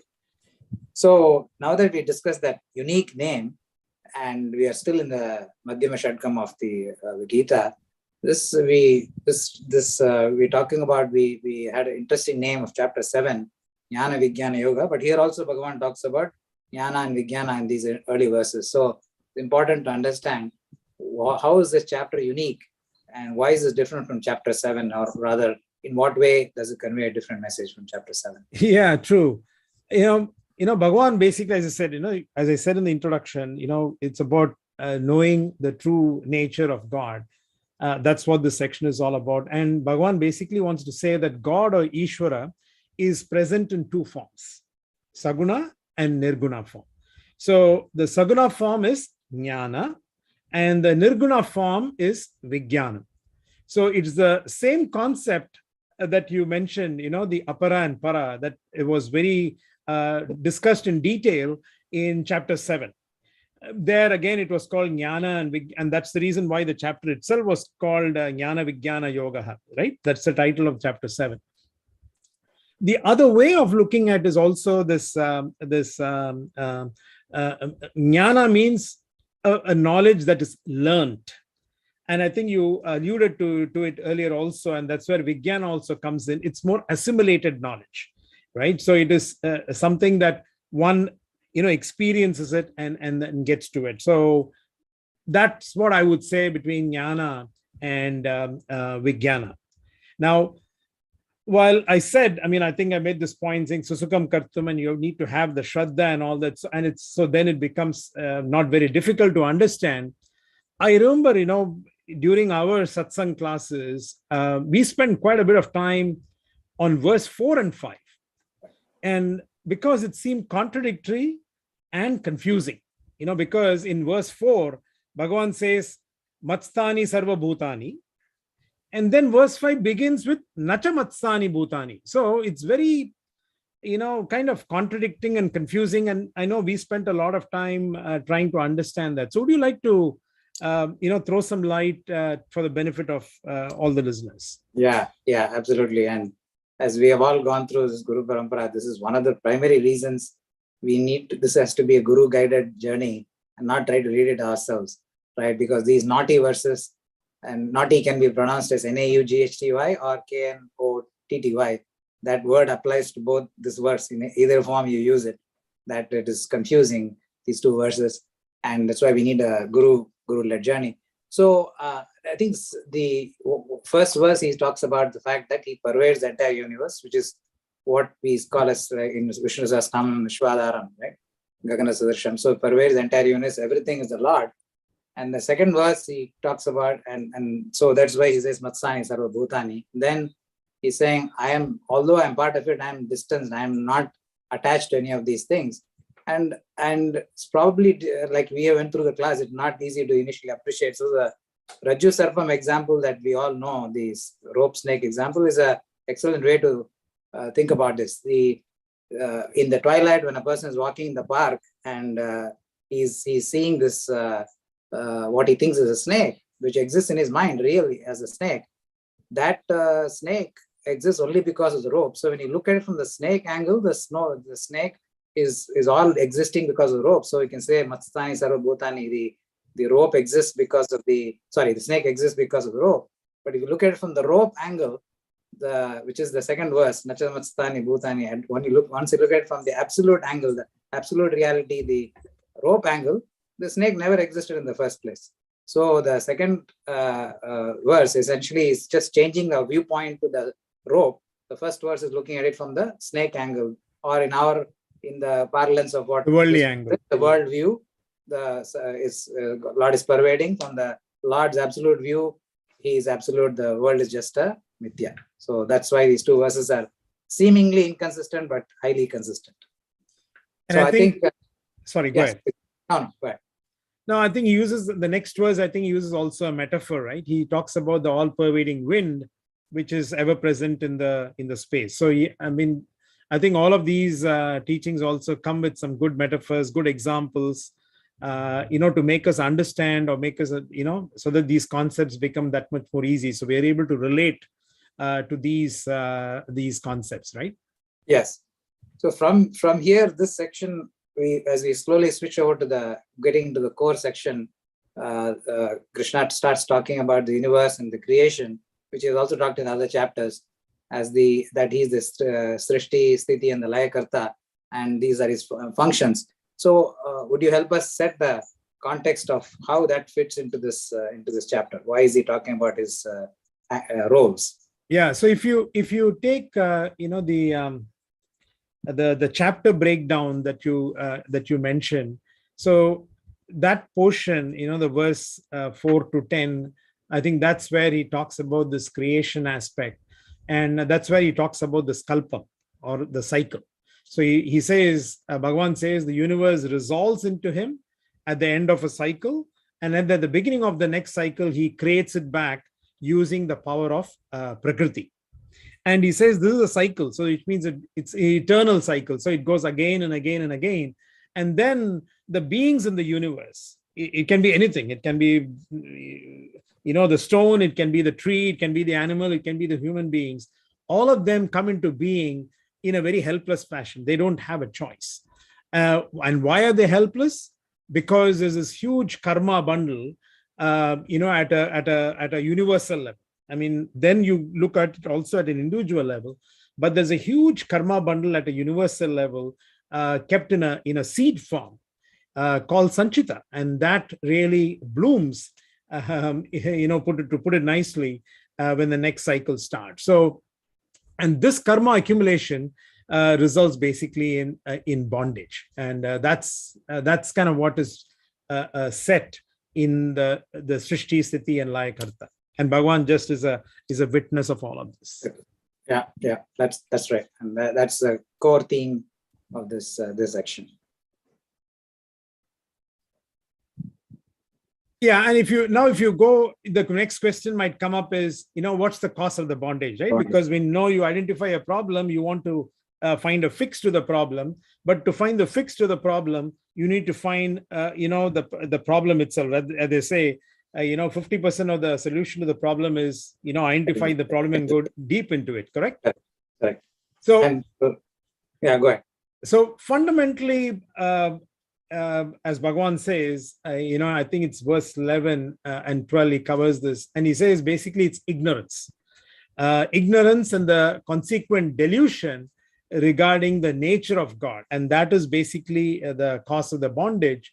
And how does it happen? Because it's the misalignment that one has. Right. Because we tend to align ourselves with the material part, right? I think you also alluded to it earlier. So you can call it material part or the Maya part or the impermanent part, or I think you mentioned the apara part, right? So people tend to identify or align themselves with the material part of the universe rather than the spiritual or the Brahman or the eternal or the para part of the universe. So Bhagavan basically says such misaligned people are deluded and they take to Rakshasic or Asuric tendencies, and he explains that also Rakshasa is basically a person who is very Rajasic in nature, and then the Asura are the people who are highly Tamasic in nature, who do, who are selfish, but also they don't mind creating harm, right? That's the difference between Asura and a Rakshasa. So that's kind of what the concept that's clearly mentioned on bondage in 11. And then actually moves on to the very, what we call the superstar verse, the 12th verse, which is Mogasha Moga Karmanaha. I think he gives the sequence, right? So he says, delusion, that's because of ignorance. And what does ignorance do? It creates Deha Abhimana, and Deha Abhimana basically creates the duality. You and I situation comes in. And the minute you have duality, you will have likes and dislikes, raga dvesha. And then because of raga dvesha, I like, so I do this. I dislike, so I do this. So you have wrong thinking and wrong actions. And then because of that, you accumulate papa and punya because you're doing the wrong thinking and wrong actions. And because of this accumulated papa and punya that we mentioned, so your Sanchita bundle and Agami bundle kind of gets bigger and bigger. And because of that, you have this Punarapi Jananam and Punarapi Maranam, right? So, and there's another verse also as we move forward, there's another very, very well quoted verse, or an often quoted verse, this Tetvam Bhuktva Swargalokam Vishalam, right? That's another verse which basically says, hey, if you don't be aligned, then you'll have this constant cycle of birth and death. Maybe you might go to Swargaloka and be back, or you might go to Narakaloka and come back. But the fact is, you'll have this Punarapi Jananam, Punarapi Maranam cycle. Yeah. Yeah. And again, Bhagavan just doesn't leave us aside, right? So he presents a solution too. So you identify the problem, and then Bhagavan also presents a solution, and the solution he presents is Bhakti. And because of Bhakti, it's a democratic kind of thing. So you'll have different type of bhaktis and you'll have different type of bhaktas, and which might be most of interest to us because each one of us have a different way of thinking, different approach. So could you shed some light on this? Because everyone would have their own ideas about bhakti and bhakta. So that may be a good point to talk about here. Yeah, I try to connect to the delusion that you talked about. So we can all think of delusion, and all of us on this journey, in two forms. One, as I said earlier, the Raja Guhyam, which is secretive because we are looking, either we don't understand who the Lord is, and we are looking for the misunderstood Lord, one moha. And the other one is we are so caught up in the material world that we don't have time for even reflection. It's like walking in a busy street in Kashi or something. There are temples along the street, and you just don't enter any temples, and you think that it is secretive. Temple is right there under your feet, but you are all caught up in the bangle or the sari shopping in Kashi. Right? The temple will be next to you. So it is just the, like you said, the attraction to the material world, which is right next to us. And how do we sort of de-link ourselves from that is the bhakti that Lord is talking about. And here he talks about Sakama Bhakti and Nishkama Bhakti, and maybe it's good to spend a little bit of time understanding the two differences. The Sakama Bhakta is seeking finite results. I'm simplifying it. And somewhat we can say in today's language, materialistic gain, using the Lord as a tool, as a God, as a means love. So 100 coconuts, 101 coconuts, whatever. And sometimes we want to put the coconuts only after the result is attained. So we don't even want to give coconuts before the result. So That's true. we are totally in a transaction situation. Even my We mother strike a deal. We strike a deal with Bhagavan, right? we get half the marks only get 50 coconuts. We may not even get 100 coconuts. So essentially, we are in this finite. So we are when Devata, a finite Devata, we are invoking a finite aspect of the Lord. So whichever our Ishta Devata is, and that leads to finite results. Very simple. Actually, finite leads to finite is something we all know. We cannot add two finite numbers and get infinite. But the Lord is saying that this bhakti is not a problem. That is where you have to start. You have to be dharmic, not to pursue adharmic ways, be a bhakta, and it's okay to seek finite things. And then you have to be able to graduate to the Nishkama Bhakti, where you are worshipping the Lord as the end. You want to understand the Lord. You want to be a jigyasu. You want to be a jnani. You are not asking for anything, but just the reverence and the bhakti need to move to that. But he doesn't put down a Sakama Bhakta, because Sakama Bhakta may lose heart, saying that all this effort is wasted if you say Sakama Bhakta is useless. So he's not saying that. He's just saying it is a lower kindergarten. You need to graduate a PhD. Don't get stuck in lower kindergarten. So that's why he explains both, and he actually spends more verses trying to explain Sakama Bhakta also, that it is a stepping stone. And connecting to Kartiji, what you said, the 921, where the Swarga, which we all sometimes think Swarga itself is like a close to an infinite goal. The Swarga itself, he says it's a finite goal, because you go to Swarga, your credit card runs out, you have to come back to Bhuloka or some other loka, wherever your karmic balance takes you. So even the heaven, which is close enough to infinite for us, it's also finite in that perspective. So he explains the two different bhaktas in that fashion. So it's a very pertinent in today's context. Right? Absolutely. And there's some management lessons also, right? I mean, the way, as I always keep saying, Krishna probably is world's number one consultant, right? So there's some management lessons also as to how we have to manage our people under us, and how to motivate them. So I think good lessons even from Krishna as he talks to Arjuna. But still staying on this topic of bhakti, there's a very, very famous, often quoted verse, often chanted verse. It also appears in Vishnu Sahasranamam, Ananyas Chintayanto Mam, right? All of us chant this. But the underlying thing, it can be taken in, like, seems to say that you leave everything to God, right? It's kind of underlying or emphasizing on a fatality, right? So does it mean that there is no free will to us? I mean, it's all fatalistic. I mean, what would you say of this? Yeah. And as you mentioned, most people, you ask where this verse is, everyone's going to say Vishnu Sahasranam, right? How many people know it is in Bhagavad Gita 929, right? 922.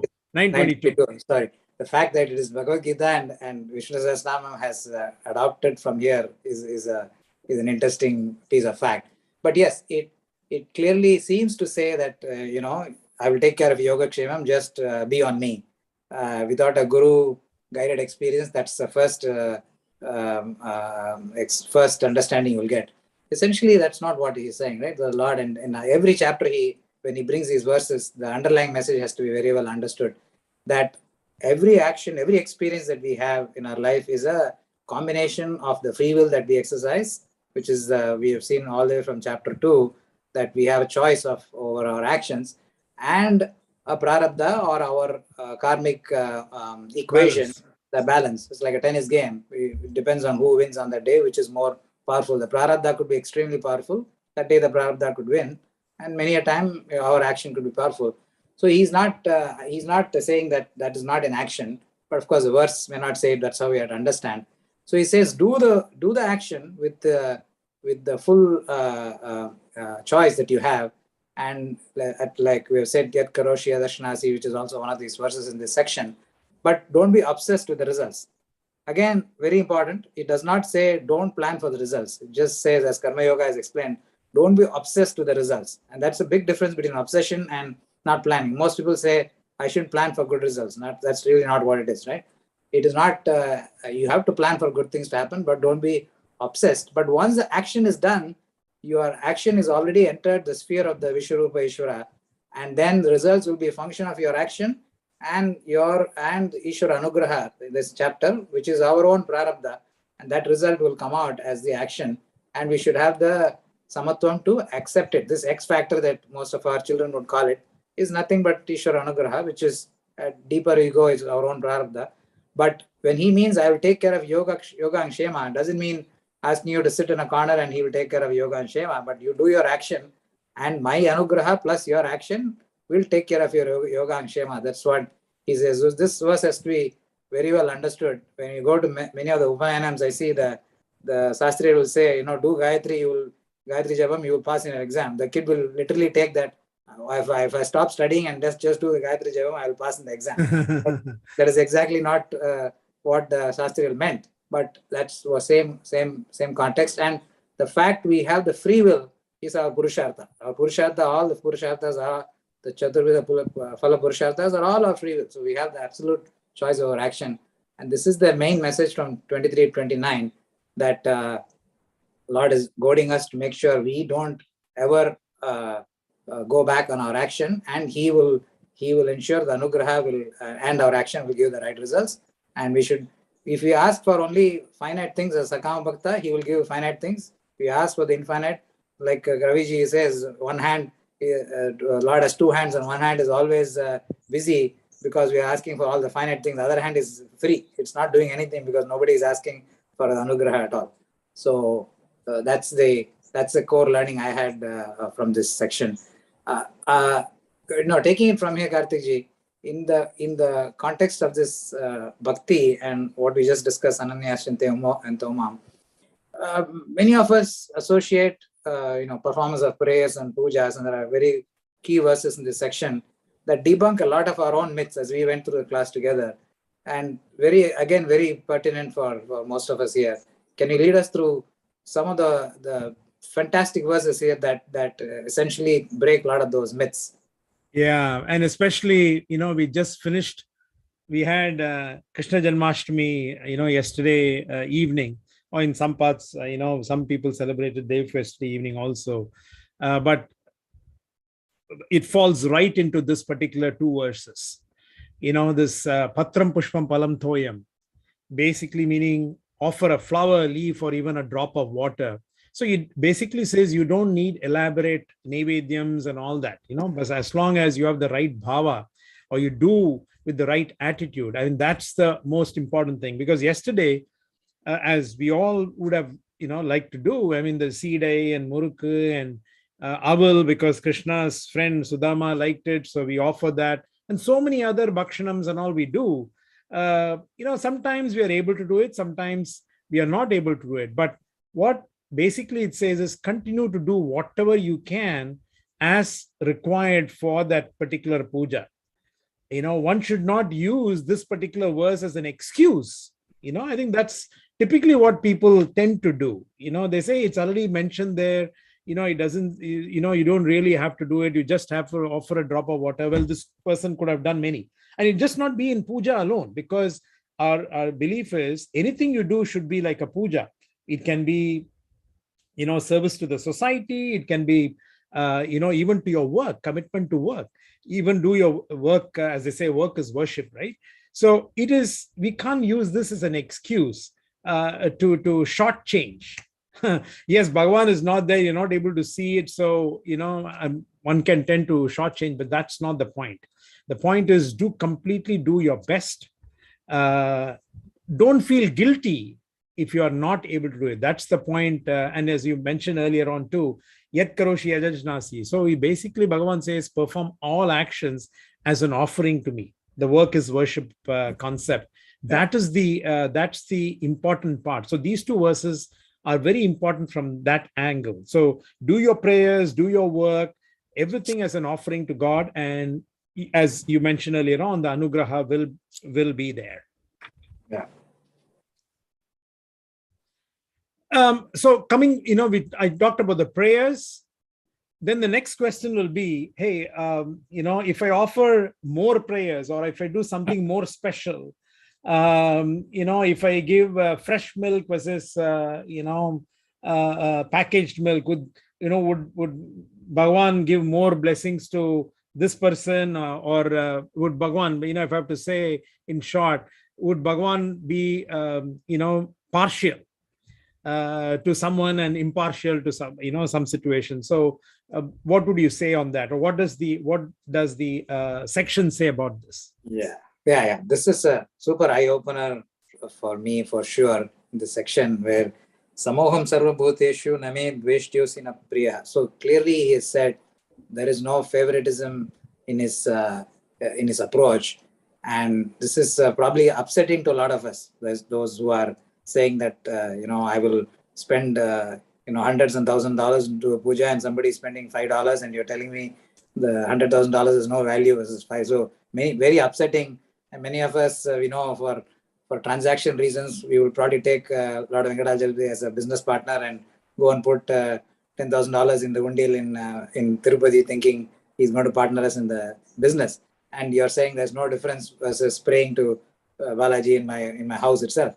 So he clearly says Samoham Sarva Bhuteshu means I am the same. So example we can think of very simply is the sunlight.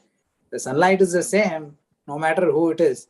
And the benefit we get is by tapping using a solar panel. So if you don't put the solar panel, which is Ishvara Anugraha, you are not going to get the effect of it. But sunlight doesn't differentiate between whether in Africa or India or United States. It doesn't matter. So that's the best example, or we can say hydroelectric power, where we use turbines to extract the power from it. So there are many examples where Samoham Sarva Bhuteshu can be understood. And he also has used the clearly he talks about in verse 30, Apichet Suduracharaha, right? He says not Duracharaha, Suduracharaha. That means the worst and worst of the sinners. If you're able to make a turn, I will take care of it. So he's just looking for you to put your foot on the escalator and he will be able to take it. So it's like a guarantee shloka. And the next verse he says, Shipram Bhavati Dharmatma. That means Shipram, I will instantaneously take care of it. So many guarantee verses, but the core of this is he is not favoring anything. So Lord's Anugraha is something we have to tap. We shouldn't be looking for miracles. And that's why many of us have a difficulty understanding Anugraha. We think it has got to be some miracles because we read all these Siddha powers of different people and we are looking for miracles. Anugraha here, it does not mean miracles. It is looking at with a perceptible vision or a Jnana Chakshu that chapter 11 talks about.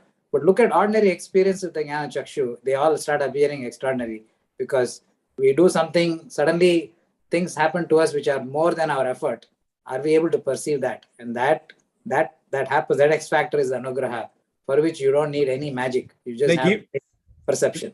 Yeah, like even the fact of we getting up early, getting up every day in the morning, right? That itself is we got to be having that gratitude, right? That itself is so you have to have that Jnana Chakshu. Jnana Chakshu. Anugraha is acting on us all the time.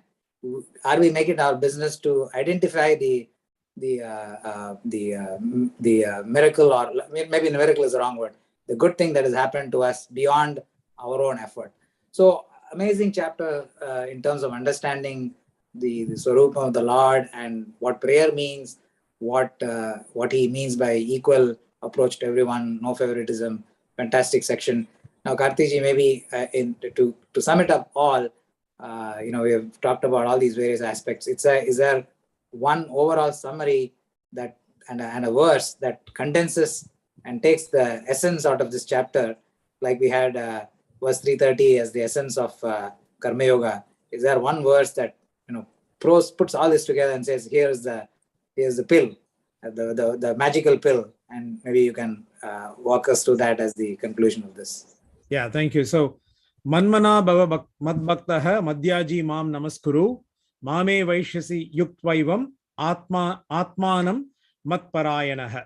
So this is verse 34, the last verse of this particular chapter is a summary verse. This is something similar to exactly what you said, Mai Sarvani Karmani, which is 330 of Karma Yoga. So summary of Karma Yoga is 330.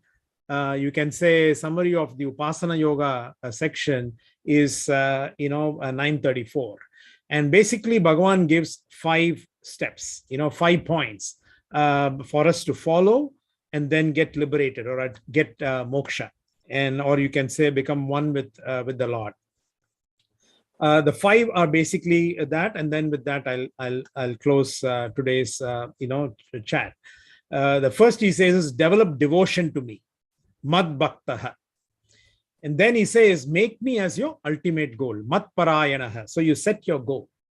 And then once you set your goal, he says, do not lose sight of that goal, manmana bhavaha. And then you convert every moment of your life as a purificatory exercise. As he said, preparation, madhyaji.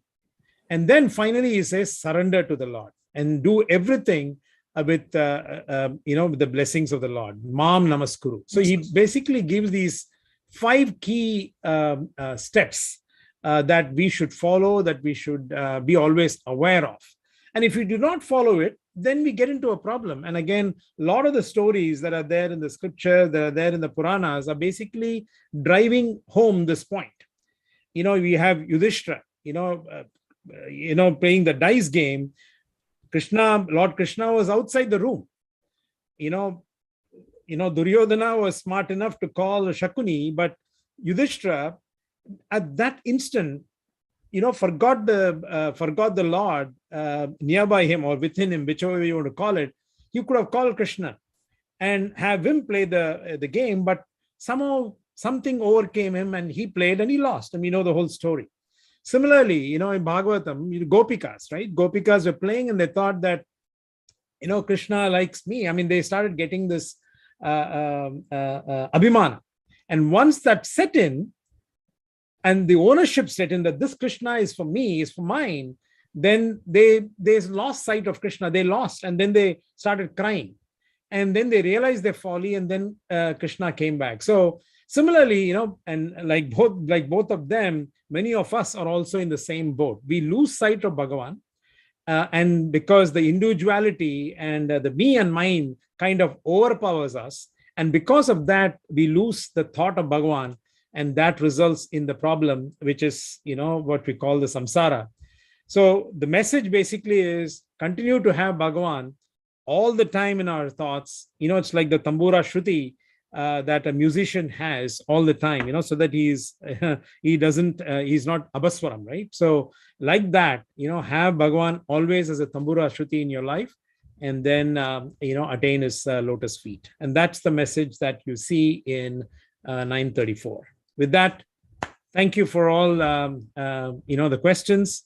Thank you for the answers. And I hope we have some Q&A, and we'll do our best to answer it. If not, we'll refer to our gurus and then come back. Yeah. Thank you. Thank you so much. Thank you. Thank you.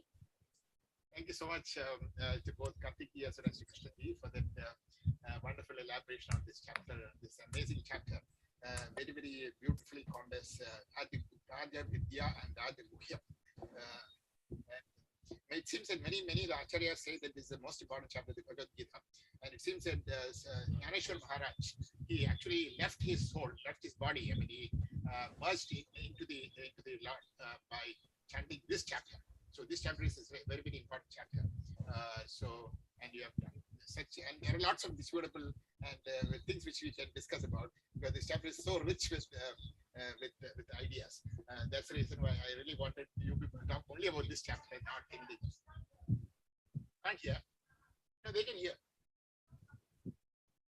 You can't hear? Can you hear? Your audio is little low. Little low. Oh, sorry. Mic was down. Now is it better?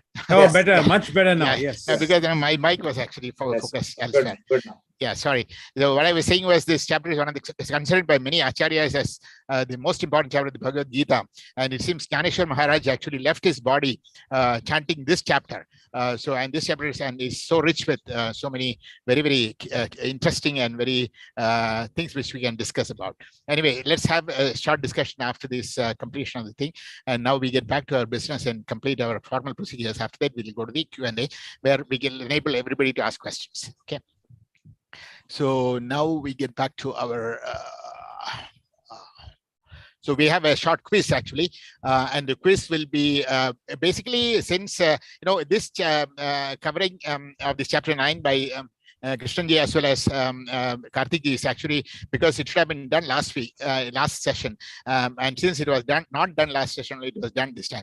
But the quiz is actually on the verses which are on chapter 10. We try to keep it for a particular chapter.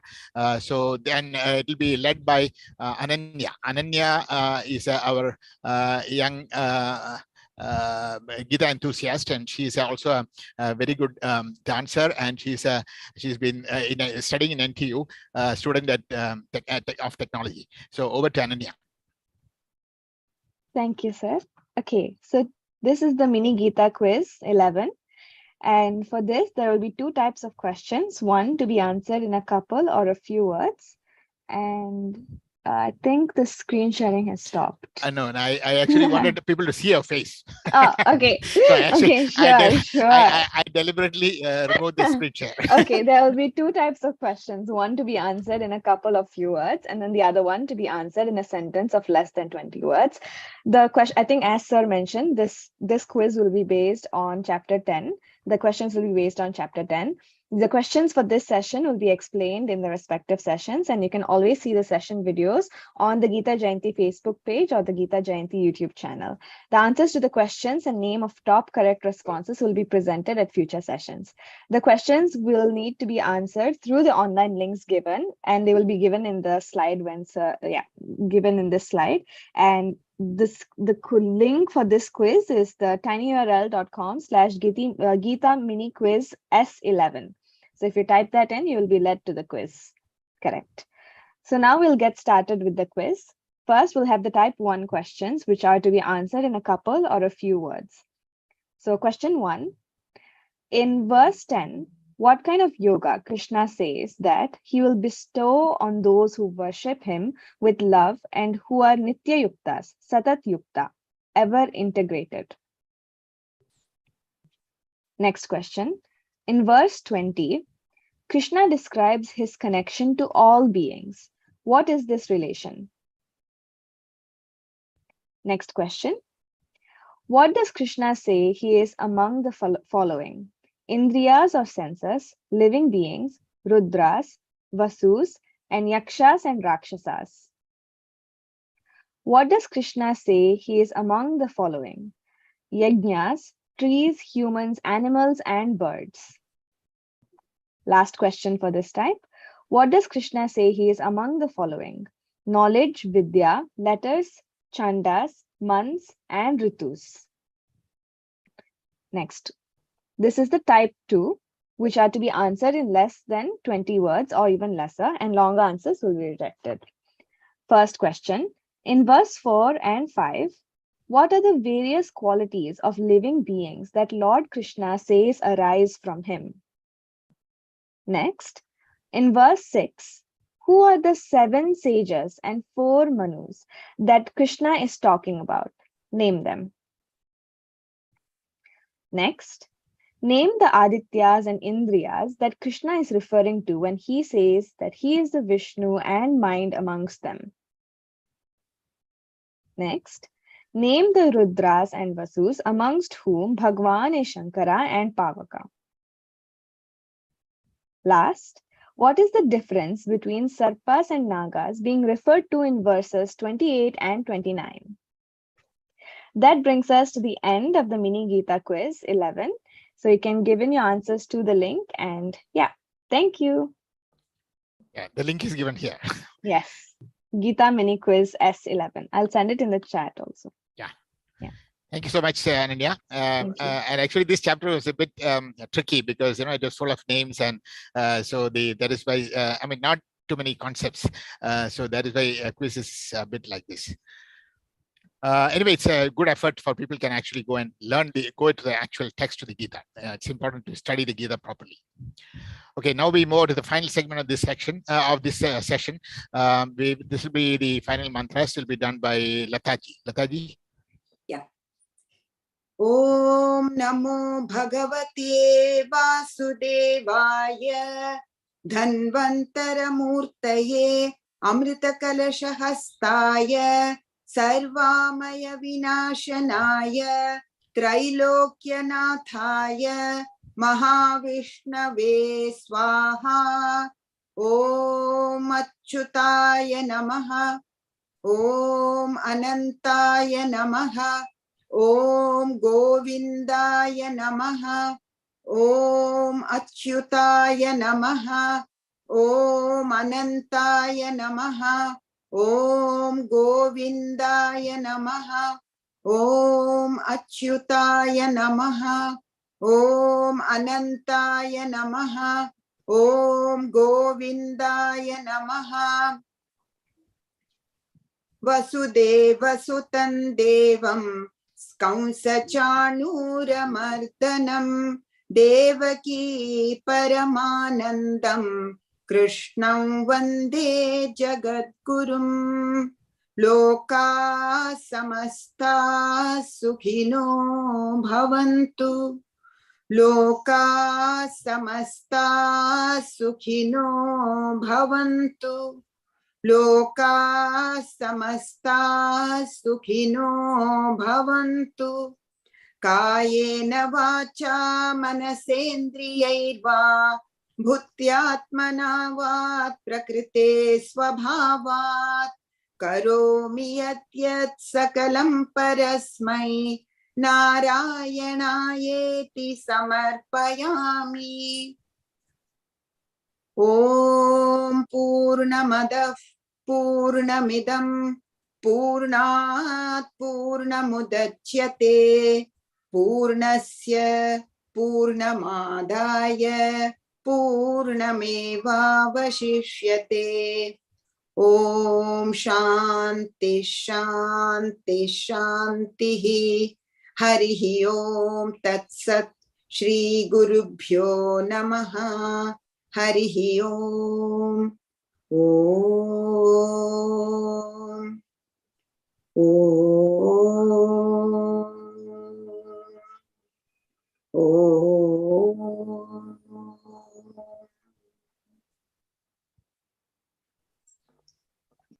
Beautiful. Thank you so much, Lataji. And now we come to the end of the session. No, sorry, my apologies, I didn't complete. We have a couple of announcements actually, and tomorrow we have this Bhajan Sandhya, which is happens once a month. So this is a free event happening, live streaming over the Gita Jayanti's Facebook page as well as the YouTube channel of Gita Jayanti. And this is actually by, Ravindra Parchure, who's one of the well-known Hindustani musicians of Singapore. He's a tutor, a guru at the Temple of Fine Arts, and you can listen to him chanting the bhajans. In fact, he's doing it for the first time. He told us that he has never done a bhajan concert at all. So he's such a very, very accomplished musician doing a bhajan concert for us. So please do listen. And like in every other Bhajan Sandhya programs that we have, we also feature certain paintings and sculptures. And this time it is by P. Gnana, who's one of the best known visual artists of Singapore. He's perhaps one of the best known Indian visual artists of Singapore, that's for sure. His paintings and his sculptures, mainly on the topics of spirituality and religion, will be also showcased. And then the next announcement is about Krishna Manjari program, like our Venkatji already said in the beginning. So this is on the 10th of September, and it features a bhajan concert by Surya Gayatri, who's a very, very well-known internet sensation with over 150 million viewers. And it's got a very nominal ticket of $10 as well as a VIP ticket of $50. So please do help, and you can visit our websites to get the details on this. And final announcement is on Likhit Gita Samarpan. This is one of the new initiatives of Gita Jayanti, by which we want people to actually write the Gita in your own handwriting in any of your preferred languages, whether any of your, like Tamil or Devanagari or Kannada, or any other script of your choice. I don't know if Chinese is possible, but in any of the Indian language should be easily possible. And it can be offered at the final Moksha Ekadashi, final Parayan, which will be on the 4th of December, and it will be offered in front of the Lord, and you can actually take it back. Srinivasanji, you want to say anything more on this? Is he here? I think he's already left. Anyway, further details are available at our Gita Jayanti website. And that is the end of this. And the next Parayan, the session 12, will be on 3rd of September, same time. So now I really come to the end of this formal part of the presentation. So now I'll request everybody to actually enable your video so that we take a small pics, a couple of pictures. Then we can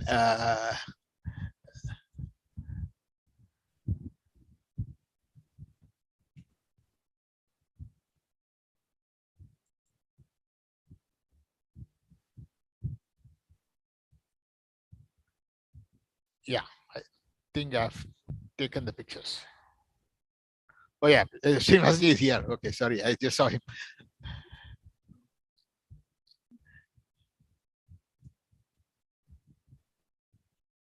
Srinivasanji, you want to say anything about this, about the Likhit Gita Samarpan? He's having some He's difficulty. on mute, actually. Having some problem unmuting, I think. Unmuting, I think. Oh, that means he quit him halfway. That's the reason. Okay, I will anyway. I'm going to actually make everybody to unmute, so that's fine. Now everybody can actually unmute yourselves to ask questions to our distinguished speakers for today. Because I changed my device in between. That's the reason why I became. Yeah, because I had made you as a co-host in the beginning, and after that, I think. But I had a phone. My phone was being used for somebody else, so I had to switch out. I think.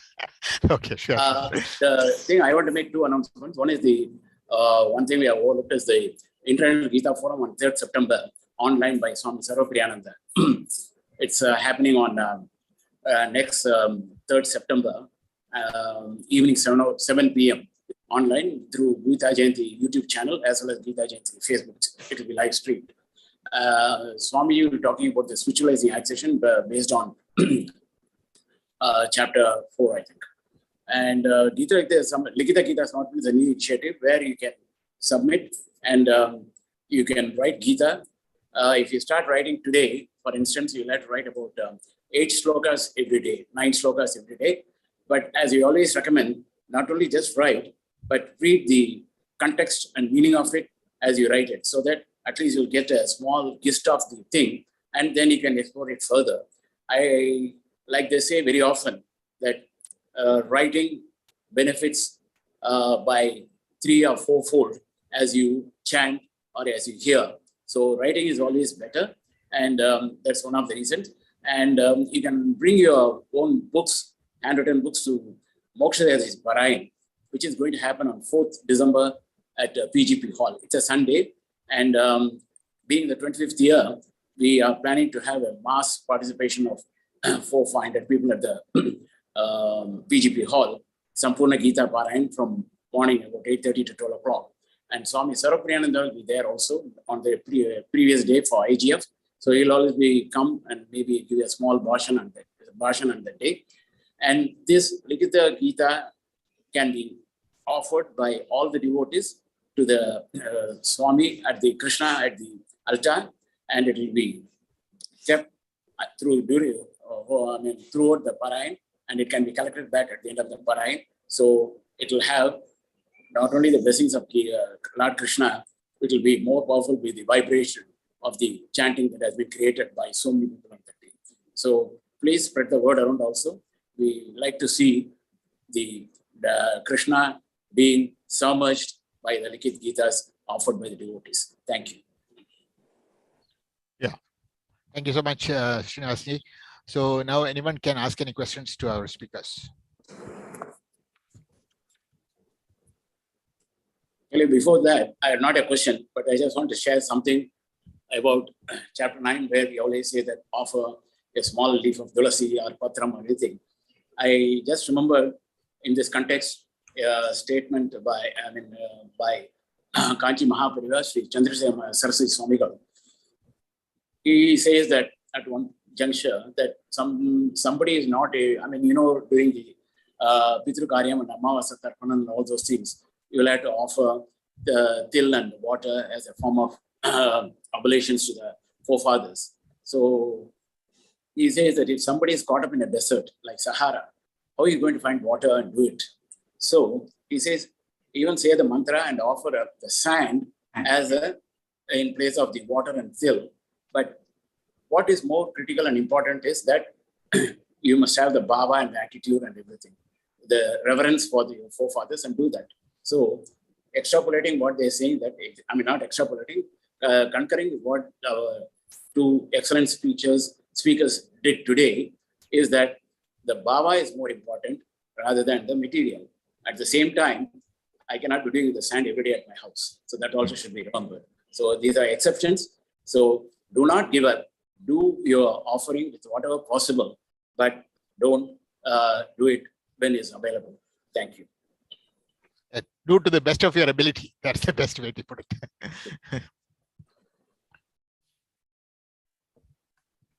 So all the warriors in the battlefield, that is how Sandhyavandanam is done by, whether it is the Pandavas or Kauravas. There is no water, right? They would probably use the sand or clay or whatever is material available there to do the Sandhyavandanam in the evenings. So very similar to what Srinivasji said. Yeah, anybody else ask any questions? Even if that is not available, you have Manasa Puja.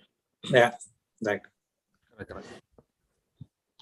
Yeah, basically on this verse on Ananyas Chintayento Mam, Yogakshemam Mahamyam.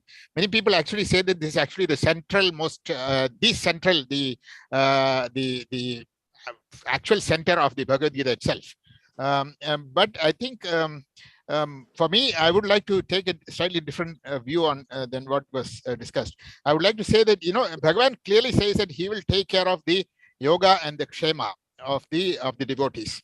But what kind of devotees? That is what I think this verse is not being understood properly. So basically, he gives two requirements for devotees of whom he will take care of the yoga and the kshema. One is that Ananyas Chinta. So Ananyas Chinta means undiluted and focused attention to Chinta of the Lord alone. And second thing is Nitya Bhyuktana. So once you have these two conditions met, then I believe that it is the Lord clearly says here that he will take care of the yoga and the kshema. And the yoga meaning the thing which you don't have, and things what you need but which we don't have, and kshema meaning what you have and it should be protected. So these are the two ideas of yoga and kshema. And here the Lord clearly says that he is actually taking care of the devotees who meet these two requirements. This is my understanding, my take on this verse. True. Any comments or feedback? Yeah, I mean, that's exactly what, in the example I gave about Yudhishthira, right? So he lost the thought of God. So the Ananta part that you mentioned was away from Yudhishthira for a second, or for a moment, you can say, or for the Gopikas, or for anyone, for the people like us for that matter. So again, I think the concept we presented is exactly what the same that you're saying. It's Ananta and Nityam. So it has to be there all the time. Ananyam, correct. You can't lose sight of the thought of the Lord at any point in time. As they say, even when you take food, you got to pray before you actually consume food. So for any work that you do, you have to have the Lord in your thoughts, and that is the most important point, which is reiterated very heavily by that particular shloka. And it's a very good point you're making. I mean, this I didn't realize that it's right in the middle of the Gita. Maybe it was made to be that way. So it's the central theme of the Gita itself. I do not know. I mean, it's a great input. Thank you. The Bhagavad Chintana, I remember a fable by Ramakrishna, who always quoted, I think mostly known to many people, is that he compares a devotion of a bhakta to be like that of a mother she may be doing all jobs. She may be cooking, she may be doing anything, and the child may be sleeping, but her thought is always focused on the child. And the moment the child wakes up, she immediately wants the child to do it. So she may be doing 1,001 things, but a thought on the child never wavers. So that's why he says the Bhakta should thought on the Lord, Bhagavan, should never waver. He can be involved in any situation. So it's something worthwhile noting here. Thank you. So Srinivasanji, one very, very light-hearted example I can give, and Karthikji knows this example. If you are going in a plane, let us say a long flight, and you are dozing, when you wake up, suddenly, if you think, what is the first thing that comes to your mind? Just think for a second, it will be your cell phone. That means you are searching your pocket. Is my cell phone still there when you wake up? So which means our mind is capable of remembering that while you're doing so many other things.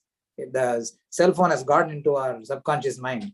So if we are able to do that with cell phone, we should be able to do that with other things, with the Lord also. Right. Okay. We got, Krishnan, the tip from a seasoned traveler. And also this verse, this avajanandi mam mutha manushim tanumasridam parambhavam ajanando mama bhuta maheshwaram. I think it's very relevant, especially because Krishna is supposed to have born yesterday night.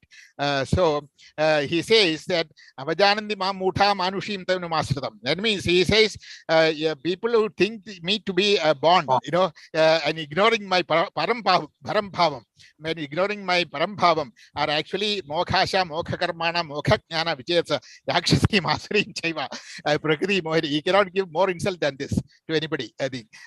So he insults directly people who think that he is just of a physical body. This is what I think. I mean, basically the parambhavam of Lord Krishna is what really the key. I mean, so many people take him to be the body who was born in a physical body. So that is what I understand.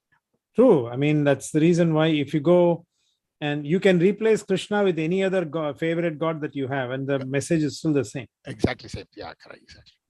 Rajesh, conflict comes across so many different people. Who is superior to who's because of the fact likes and dislikes. limiting the form. Biases, yeah, correct. Biases. Rajesh didn't say anything. Rajesh.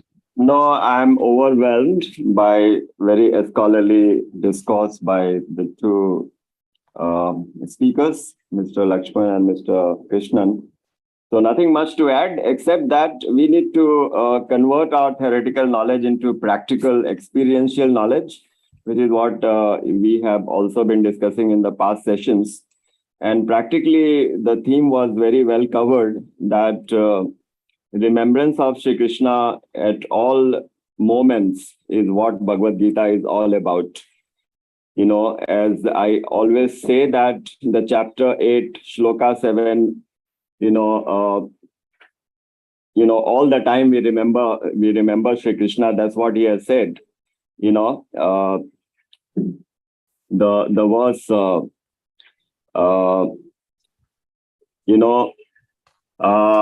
you tasmat sarveshu kaleshu ma manusmar yuddhacha.